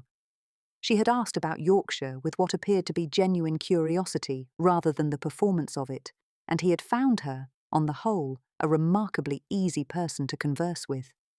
Thomas scratched Duke's ear. Looking at the dog's shaggy face recalled to him a point in Miss Hartley's favour that he had not yet fully credited. She had been kind to Duke on their outing, had tolerated his presence without complaint, and had patted him on the head twice, which Duke had received as the profound compliment it was intended to be. Thomas considered this for a moment. He decided that he would make her an offer of marriage. It seemed as good a sign as any. He then spent some time attempting to construct the proposal in his head. He had a notion of what ought to be said. He had, however, thought the same of the invitation he had written to Miss Hartley to join him on an outing to Hyde Park, and Miss Dalton had ended up composing that herself entirely. She had also mentioned there were conventions she would need to go over with him. He would, on reflection, trust her judgment entirely. A note arrived later that morning bearing the news that Miss Dalton would not be attending the lesson. An important engagement had come up that she had not been able to defer. Thomas read it, set it aside, and spent the remainder of the day wondering what could be so important as to make her cancel, which she had never done before. On Thursday morning, Aunt Prudence arrived to chaperone the lesson in her usual state of duty, and promptly fell asleep in the chair. Thomas and Cecily barely marked it. So accustomed to it were they. Thomas was relieved to see Miss Dalton looking well if her manner was somewhat subdued. Thomas cleared his throat. With Cecily sitting across the desk, pen already in hand, watching him with the particular attentiveness she brought to all things, the words arranged themselves badly. He looked at the desk. He looked at a point somewhat to the left of her shoulder. He said, Mr. Pemberton came to see me. He said, that is, the feeling is that now would be a suitable moment to... I find myself in need of... He stopped. He tried again. The proposal, Miss Dalton. He looked at her briefly and then away again. I'm told it is time. Cecily looked at him steadily. She had her notebook open, her pen already in hand. She did not look particularly surprised. Then we will work on it today. The lesson proceeded as normal for the first half hour. Thomas had been working on the art of the considered pause, the ability to stop speaking without appearing to have nothing to say, and he managed it twice to Cecily's satisfaction. You are thinking before you speak. That is worth more than most of what we have covered. High praise. It is accurate, she said, and turned a page. Now, the proposal. There are conventions, the first of which being the location.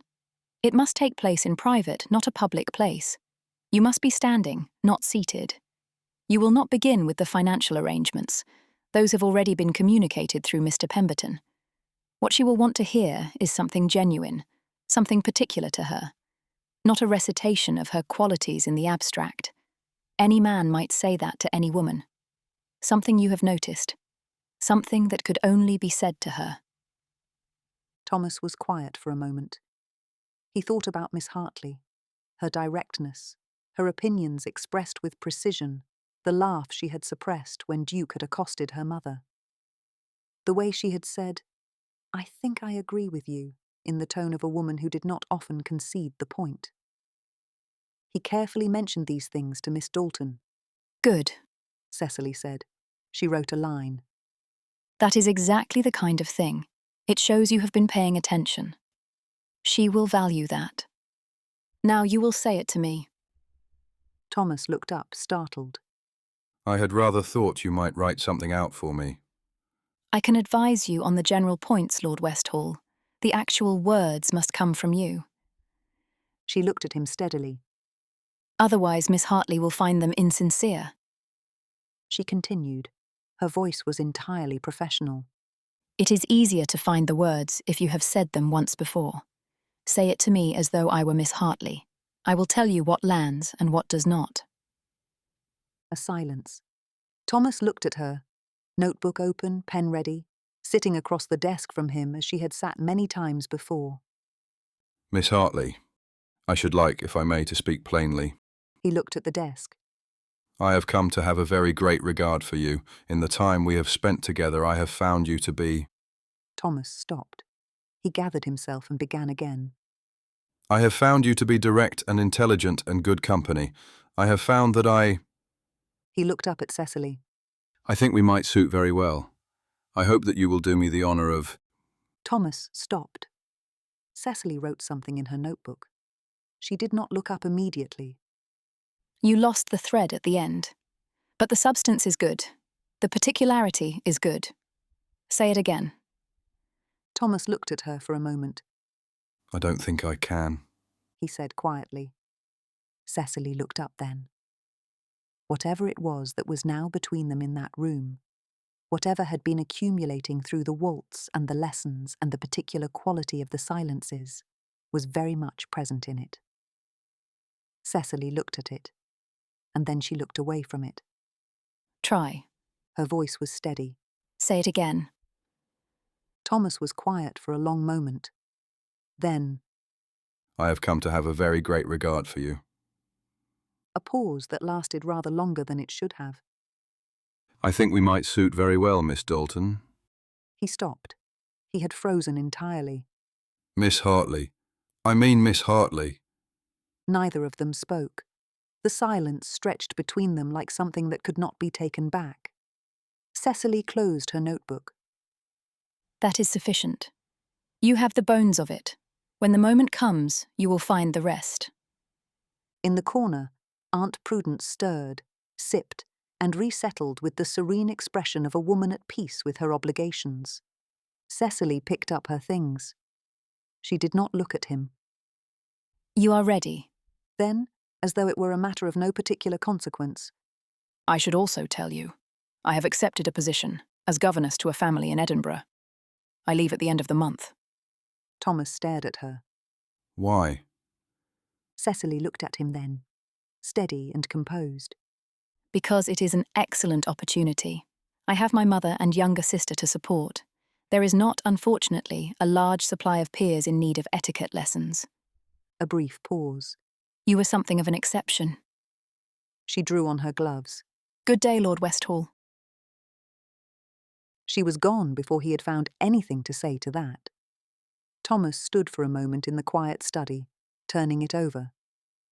She had said she left at the end of the month, a fortnight off, by his reckoning, perhaps more. And yet she had walked out as though the door were closing behind her for good, with no mention of Thursday or Monday or any lesson still to come. He told himself he was mistaken. There would be a note tomorrow, fixing the next appointment, and he would think no more of it. Cecily walked from Bruton Street to Lincoln's Inn rather than taking a cab, to spare the expense. The afternoon was fine and she was glad of it, glad of something to do with her feet while her mind worked. She thought about the proposal she had just heard, and how he had said her name, and by the time she arrived at Mr. Pemberton's office, she had decided. Mr. Pemberton received her with courtesy and offered her a chair, which she took. I wish to conclude my arrangement with Lord Westhall. He is entirely prepared. The proposal will succeed. I can be of no further use to him. Mr. Pemberton looked at her over his papers. The arrangement was understood to continue through the formal offer. It need not. I have fulfilled the terms. She folded her hands in her lap. I have accepted a position elsewhere. I should be grateful if you would communicate my withdrawal to his lordship at your earliest convenience. She did not mention that she had a full 2 weeks before she was required to begin her new position. Mr. Pemberton was a man who had arranged many things and knew, when he encountered one, the shape of a thing that was not quite as it appeared. He did not say so. Of course. I will write to Lord Westhall today. He paused, and when he spoke again, his tone was a degree less formal. The position in Edinburgh, it is a good one, I hope. Your father was a friend of mine for many years. I should like to know you are well placed. The family are known for progressive views. The father is a fellow of the Edinburgh Philosophical Society. They gave weight to my qualifications and my references, and placed rather less weight on other considerations. Mr. Pemberton looked at her steadily. He had known, since she first came to his office as a girl of 12 with Edward Dalton, that the world would require her to be more qualified than most, and still forgive it less. He was glad there were families who had thought differently. I am glad to hear it. It is very suitable. I thank you. She rose. Good day, Mr. Pemberton. The letter arrived the following morning, delivered with the morning post. Thomas read it standing at his desk. Then he read it again and set it down. It was written in Mr. Pemberton's careful hand, the same hand that had communicated the terms of the inheritance, the details of the arrangement, the news of Miss Hartley's readiness. Brisk, clear, professional. Miss Dalton had concluded her engagement. She had accepted a position as governess and found it necessary to withdraw with immediate effect. Lord Westhall could be assured that the arrangement had been fulfilled in its entirety now that he was going to make Miss Hartley an offer. Thomas did not move. Duke came to stand beside him. Thomas put his hand on the dog's head without looking down. Cecily had wished him every happiness. That was in the letter too, as though she had chosen the phrase herself and passed it through the only channel available to her. There was a postscript too. Miss Hartley's family remain expectant. May I suggest Lord Westhall proceed with the offer at his earliest convenience? The season will not last indefinitely. It seemed that the matter had been decided for him. He had been expecting a note. This was not a note, it was a verdict, and she had not even troubled herself to write to him herself.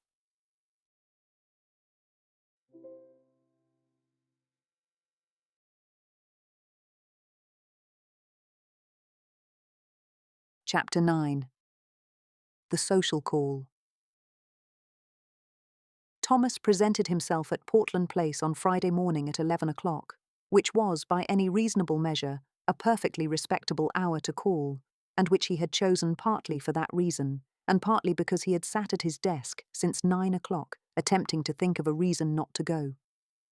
He was armed with his newly printed calling cards and wearing his best suit, the work of Weston of Old Bond Street, the first garment he had ever had made to his own measurements, which fitted him rather better than anything he had previously owned.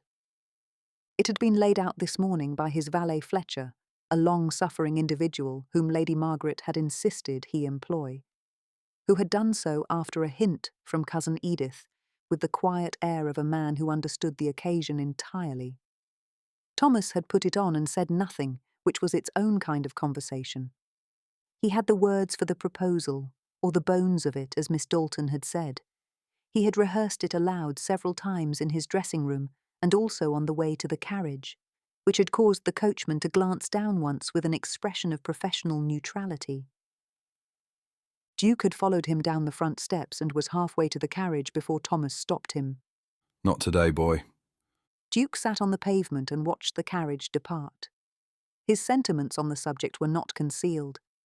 The appearance of Robert with a lead, however, produced a considerable improvement in his spirits. Mrs. Hartley received him with the warmth of a woman who had been expecting this call for several days and had, if anything, begun to lose patience with the wait. She extended her hand, and then, before taking his, cast a brief but unmistakable glance past his shoulder at the street behind him. Lord Westhall, how very good of you to call. A fractional pause. You have come alone? That is to say, your little friend is not. He is at home. Thomas said. Quite settled. Ah, excellent. The relief in her expression was not quite concealed. Mrs. Hartley's smile warmed by several degrees. Caroline is in the sitting room. I was just about to take some air in the garden. She said this in the manner of a woman who had no intention whatsoever of taking air in the garden, but who wished him to understand that he would not be disturbed. As Thomas followed the maid through the hall, on the way to the sitting room, he caught a brief sight of a gentleman at the far end of the corridor. Slight, quietly dressed, with the expression of a man who had spent many years perfecting the art of not being in the way. Their eyes met for a moment. Mr. Hartley, Thomas assumed. He gave a small nod.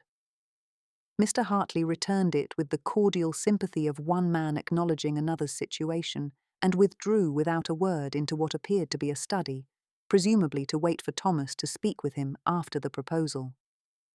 Miss Hartley was seated by the window with a book, which she set aside when he entered. She was composed, as she always was, dressed simply, her fair hair neat, her expression the one he had noticed at the ball and on their drive, attentive, a little watchful, and, he noticed now, perhaps a little careful. Lord Westhall, this is a pleasant surprise. It was not a surprise, and the fiction of it was a small kindness that he accepted without comment. Miss Hartley, I hope I do not call at an inconvenient time. Not at all. Please, sit down. Thank you. He did not sit. He had been told standing was correct, and he intended to stand. A small silence settled over the room. From somewhere beyond the door came the distant sound of Mrs. Hartley not going into the garden. Miss Hartley watched him with the patience of a woman who had decided to allow him to find his own way to the point, however long that took. Thomas was grateful for this, and simultaneously aware that he was taking considerably longer than a man in possession of his faculties ought. He looked at the window, and then at Miss Hartley, and then at a point somewhere between the two. He began. That is, in the time since we were introduced, I have found you to be... He stopped. He gathered himself. Miss Hartley, I should like, if I may, to speak plainly. Please do, she said. Her voice was quite steady. I have come to have a very great regard for you. He looked at her. You have a quality of attention that is not common. When we drove in the park, you asked about Yorkshire with what seemed to me like genuine curiosity, and I found in general that you were... He stopped again. He was aware with the particular clarity that comes at the worst possible moment that he was looking at her face and thinking that it was not the face he wanted to be looking at. Not because there was anything wrong with Miss Hartley's face, which was by any measure a handsome one. But it was not. It was simply not. He stopped thinking about that. Forgive me. I had this better arranged in my head. Take your time. He did not deserve the kindness with which she said it. Miss Hartley. He made himself look at her directly. I have come today because I hold you in very high regard. I have reason to believe, that we might suit very well, and I had hoped... He could not make himself continue. The silence went on long enough that it ceased to be a pause and became something else entirely. Miss Hartley was watching him with the expression of a woman who was listening to something other than the words. Lord Westhall, she said after a moment. May I ask you something? Of course. She regarded him with a steady, unhurried attention. Is there someone else? The room was very quiet. From below came the faint sound of a door closing. Mrs. Hartley, apparently, had remembered something that required her attention in the hall. Thomas opened his mouth and closed it again. He was aware that the pause before his answer was itself the answer, and he was aware that she could see this, and he could not make himself speak quickly enough to prevent it. He tried. He produced nothing. The silence did the work for him. I thought there might be. Miss Hartley said quietly. You spoke of your lessons with a particular... She stopped. It does not matter. Miss Hartley. You need not explain. She smoothed her skirt with one hand, a small, composed gesture. I am not asking you to account for it. I am simply observing that a man who intends to make an offer of marriage ought perhaps to look as though the prospect does not cause him pain. Thomas looked at her. She was entirely calm. He thought that she deserved a man who could not take his eyes off her face for the right reasons. I am sorry. I should not have... Please do not apologize. Her tone was not unkind, but it was final. You are not the first man to discover that what he thought he wanted was not quite what he wanted. It is only unfortunate that you discovered it at a particularly inconvenient moment. A pause. I think you are a good man, Lord Westhall. I think we might even have suited in different circumstances. A small pause. Something shifted in her expression. Not quite a smile, but the near neighbour of one. I will confess that you are not the only one in this room whose situation is not entirely uncomplicated. There is someone... She smoothed her skirt again, the same small gesture. Mamma does not approve. He is not an earl. A dry look. He is not, by Mamma's calculations, anything approaching 1, which is, I am told, the principal difficulty. Thomas looked at her. Then perhaps we ought both to reconsider our situations. Miss Hartley gave a small, genuine smile, the first of the morning. Yes, I rather think we should. She rose, and he rose with her. I think that we might agree this call was a social one. My mother need not know it was intended to be anything else. He looked at her for a long moment. You are very generous. I am practical, she said, and there was something in it, not quite amusement, but its near relation. I find that being practical about your situation has given me considerable clarity about my own. I hope you will be happy, Lord Westhall. Go and do whatever it is you are clearly resolved to do. She picked up her book. Good day.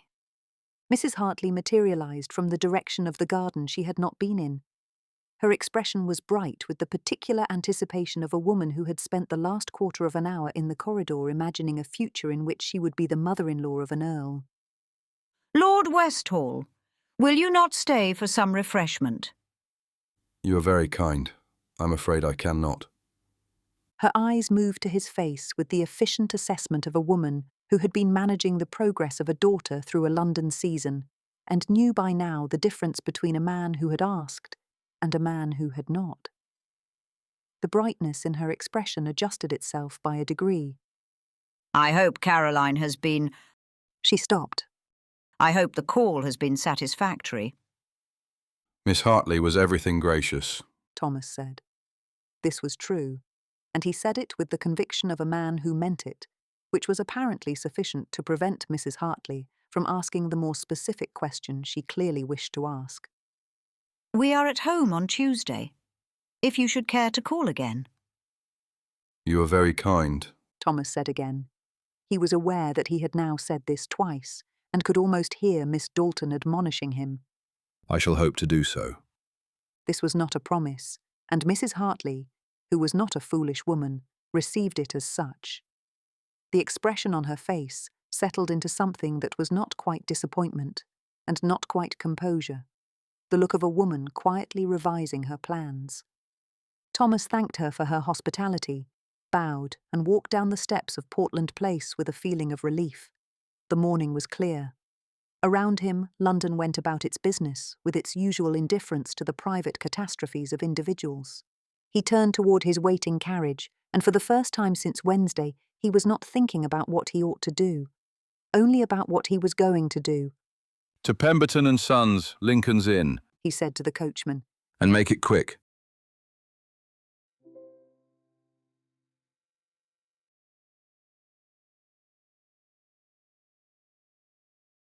Chapter 10. The Swan with two necks. Mr. Pemberton looked up from his desk when Thomas was shown in with the ordinary expectation of a man conducting the morning's business, and then looked again and set down his pen. Lord Westhall, I was not expecting you. Please forgive the intrusion. I should like to speak with you if you can spare a moment. Of course. Mr. Pemberton gestured to the chair across from him. Please sit down. Thank you. Thomas remained standing. He had learned, in Miss Hartley's sitting room, that being on his feet made it easier to say difficult things. I have come about Miss Dalton. The change in Mr. Pemberton's expression was immediate. Not alarm, precisely, but something that sharpened in his face, the way a man looks when something he cares about has unexpectedly entered the conversation. Miss Dalton? He said carefully. Yes. Thomas met his eyes. I am aware that she is the daughter of a man whose friendship you valued, and you have looked out for his family since his death. That is not something I take lightly. This is not what I anticipated when the lessons were arranged. He paused. And I should like to make my intentions entirely clear. They are honourable. I intend, if she is willing, to marry Miss Dalton. The office was very quiet. From somewhere outside came the distant sound of the Inns of Court going about their business, footsteps on gravel, a door, a cart in the lane. Mr. Pemberton had not moved. He looked at Thomas for a long moment. Your intentions are not my only concern. Something shifted in his expression. Not the solicitor now, but the man who had been Edward Dalton's friend and had learned from him exactly what the world was. I shall speak plainly. Even though you are an earl, society will talk. It does not matter that you hold a title. It may make it worse in certain quarters. There will be doors that close to you, and ones that will never open for Miss Dalton, not to mention your children. He held Thomas's gaze. Thomas was quiet for a moment. It may not be easy, but I am more afraid of a future without Miss Dalton than anything it may cost. A pause. That is the honest answer. Mr. Pemberton looked at him steadily. Then he gave a short nod. Not approval, precisely, but something that acknowledged the honesty of it. She has taken a position in Edinburgh. I am not sure I should strictly be saying this. However, she did tell me that she is not required there for another 2 weeks. Thomas was quiet for a moment. She had left before she needed to. May I have her direction? Mr. Pemberton drew a small piece of paper toward him, wrote an address, and held it out to Thomas. Thank you. Do not thank me yet. She is her father's daughter. She will not make it easy for you. A pause, and something that was almost a smile. I wish you good luck. Just as Thomas turned toward the door, Mr. Pemberton called him back. One moment, Lord Westhall. There is also the matter of the inheritance clause. Thomas looked surprised. I confess I had quite forgotten. Miss Dalton is not by the conventional measure what your family would have expected as a bride. However, speaking as the executor of the estate, I approve of the match. He gave Thomas a real smile. I did not imagine it would have made any difference to your course of action. Thomas grinned at him. Nay, it would not have. The lodgings were in a street near Gray's Inn that had seen better days and was aware of it. The steps were worn, the paint on the door faded at the edges. The door was answered by a young woman who could only be her younger sister Anna. The resemblance was unmistakable. She looked at him with undisguised surprise, then something shifted as recognition arrived. Lord Westhall? Forgive the intrusion. Is Miss Dalton at home? Before she could reply, her mother appeared at her shoulder, a small, composed woman of perhaps 40, with the same fine, dark eyes as her daughter's. Mrs. Dalton had the look of someone who had already begun to understand the situation without being told it. Lord Westhall, Mrs. Dalton said. Will you come in? Thank you. He stepped inside. I had hoped to speak with Miss Dalton. I have come. He paused. The morning had given him a certain ease for saying difficult things plainly. I have come to ask her if she is willing to marry me. The hallway was very quiet. From somewhere further in the house came a small sound that might have been Anna, quickly suppressed. Mrs. Dalton looked at him with the quiet, steady attention he now recognized as a family characteristic. The look of a woman who had suspected something and was now finding her suspicion confirmed, was taking a moment to decide how she felt about it. She has accepted a position in Edinburgh. I know. Mr. Pemberton tells me she is not required there for a fortnight yet.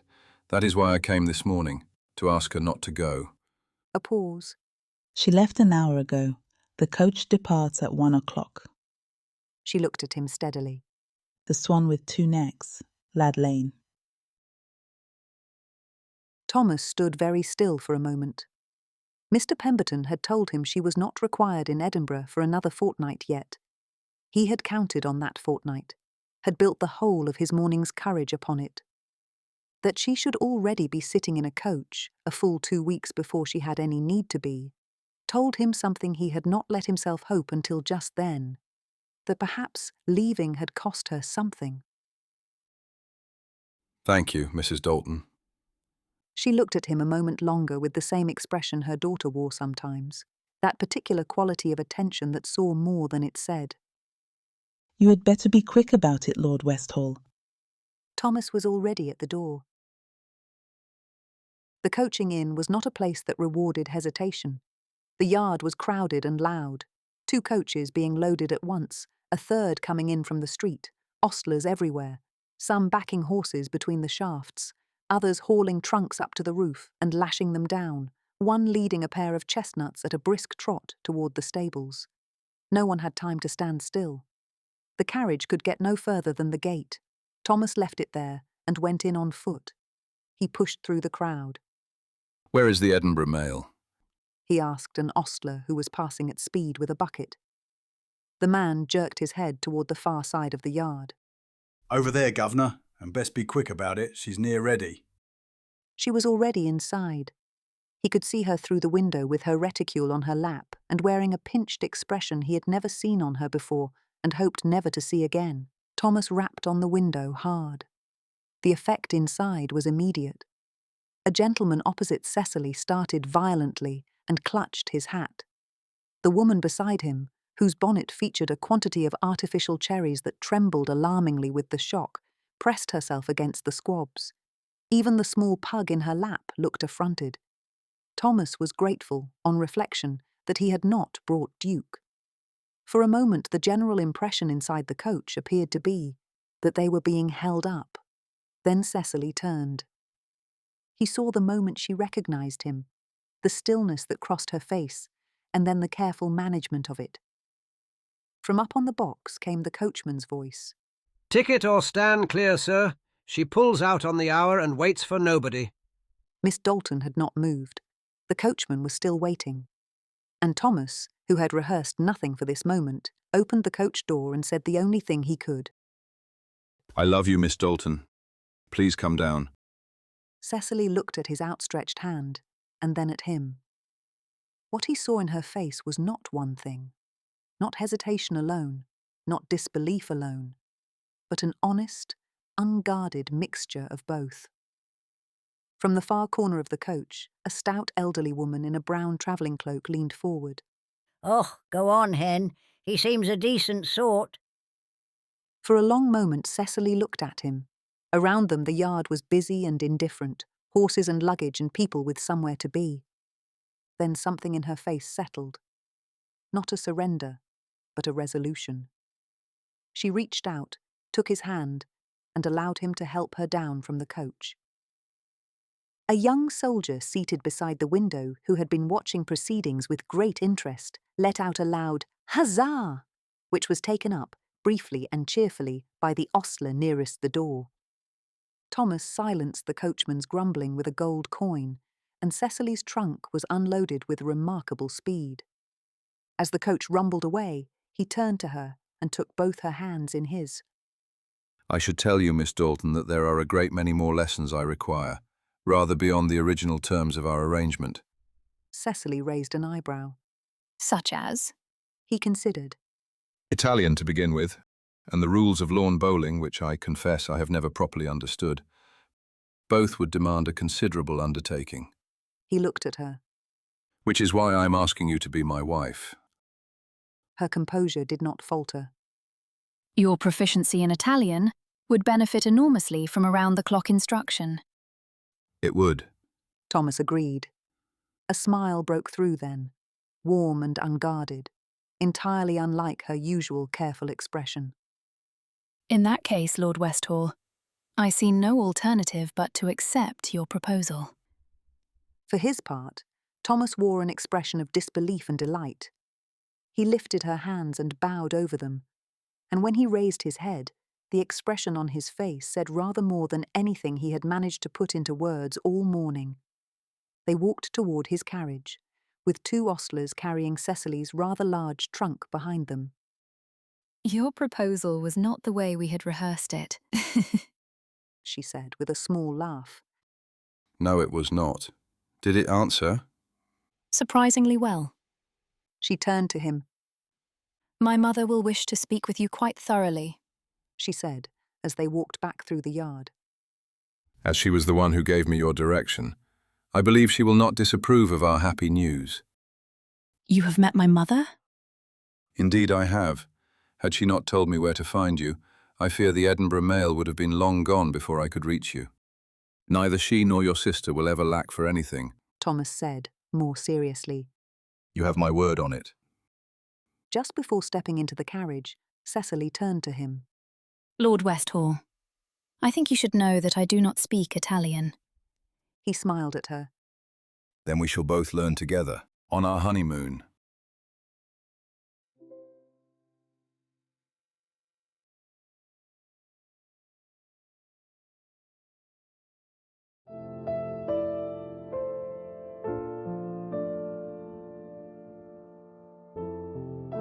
Epilogue. Hale Grange, North Yorkshire, summer, 1817. 3 years had passed, and on this day the moors above Hale Grange had gone the particular gold Thomas had once tried, and failed, to describe to a young lady who had not, in the end, become his wife. They divided the year now between Westhall Park, where an earl was expected to be seen, and Hale Grange, where Thomas meant to be buried, and everyone in the household understood, without it ever quite being said, which of the two he privately called home. Cecily stood beside her husband at the rise with their daughter on her hip and looked at the gold light a long while. The wedding had taken place at St. George's, Hanover Square, with rather more guests than Thomas had anticipated and a great deal more lace than he had any opinion about. There had, of course, been talk. There always was, where Cecily was concerned, but Lady Margaret had attended to the guest list with her usual brisk efficiency, and those who came were prepared to behave. Mrs. Dalton wore grey silk and wept only at the very end. Anna cried considerably more, unashamed of it. Lady Margaret pronounced the affair perfectly correct, which from her meant something closer to perfect. They had married too soon after Waterloo to risk the crossing, and it was nearly 2 years before either of them quite believed the peace would hold. But in the spring before Margaret was born, they had gone to Italy after all. Neither of them, in the end, had learned much Italian on their honeymoon. They had discovered somewhere outside Florence better uses for the time. Margaret Hale, named for an aunt who had pretended not to be moved by the honour and had in fact been moved a great deal, was not yet 3. She had her mother's stubbornness, her father's habit of weighing a matter before committing to an opinion, and a pair of blue eyes, just like her father's, though not to his quiet disappointment, her mother's dark ones, which he had always loved. He had confided this to no one but Duke, who kept his confidence by falling asleep in the middle of it. They had come to Hale Grange that week for the start of their usual months there, and the house had been given clear notice of their arrival. Flowers stood in the hall that had not grown near Yorkshire, and the smell of beeswax suggested every surface had been polished twice over. 3 of the ladies of Hale Grange, Aunt Dorothea, Aunt Prudence, and Lady Margaret, had long since settled the question of where they wished to live, though not the question of how often they wished to visit.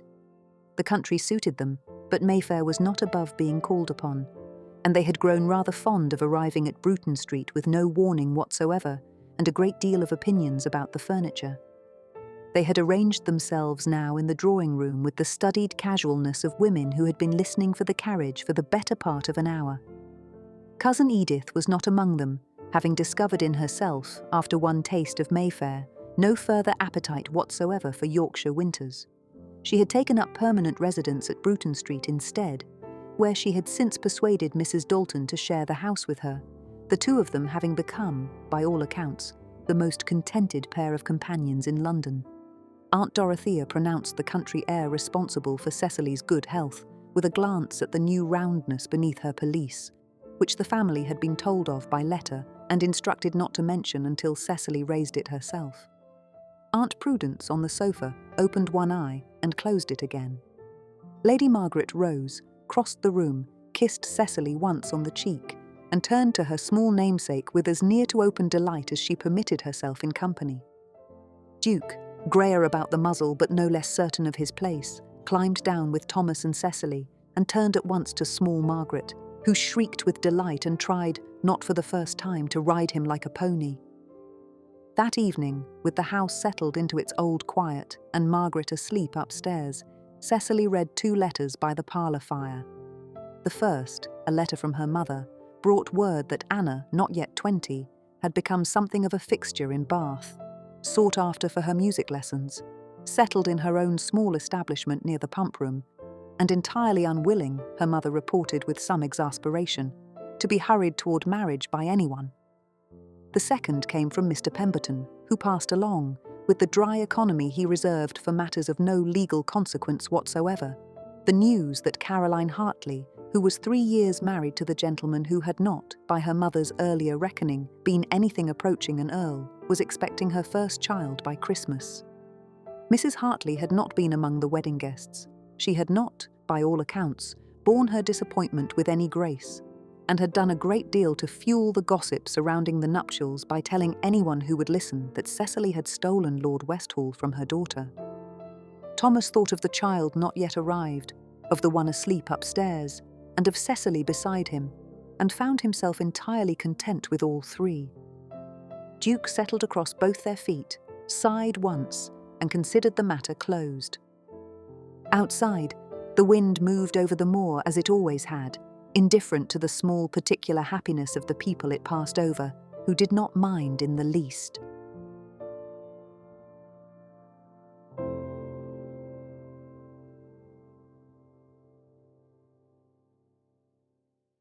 The end. And so, Cecily has found her place. Not the one society chose for her, but the one she chose for herself, and never once had to apologize for. If this story stayed with you, another is waiting. The arrangement follows the widowed Duchess of Harrowmere, who does the unthinkable to keep her stepson. She hires a husband. Major Nathaniel Harland has no standing left to lose. The arrangement should be simple. 6 months, no intimacy, a quiet departure when the contract ends. But pretending to be husband and wife is no simple task, not when candlelight lingers a moment too long. Tap the video on your screen to continue listening. I shall return soon with another romance. Unless, of course, I've been hired to play someone's wife.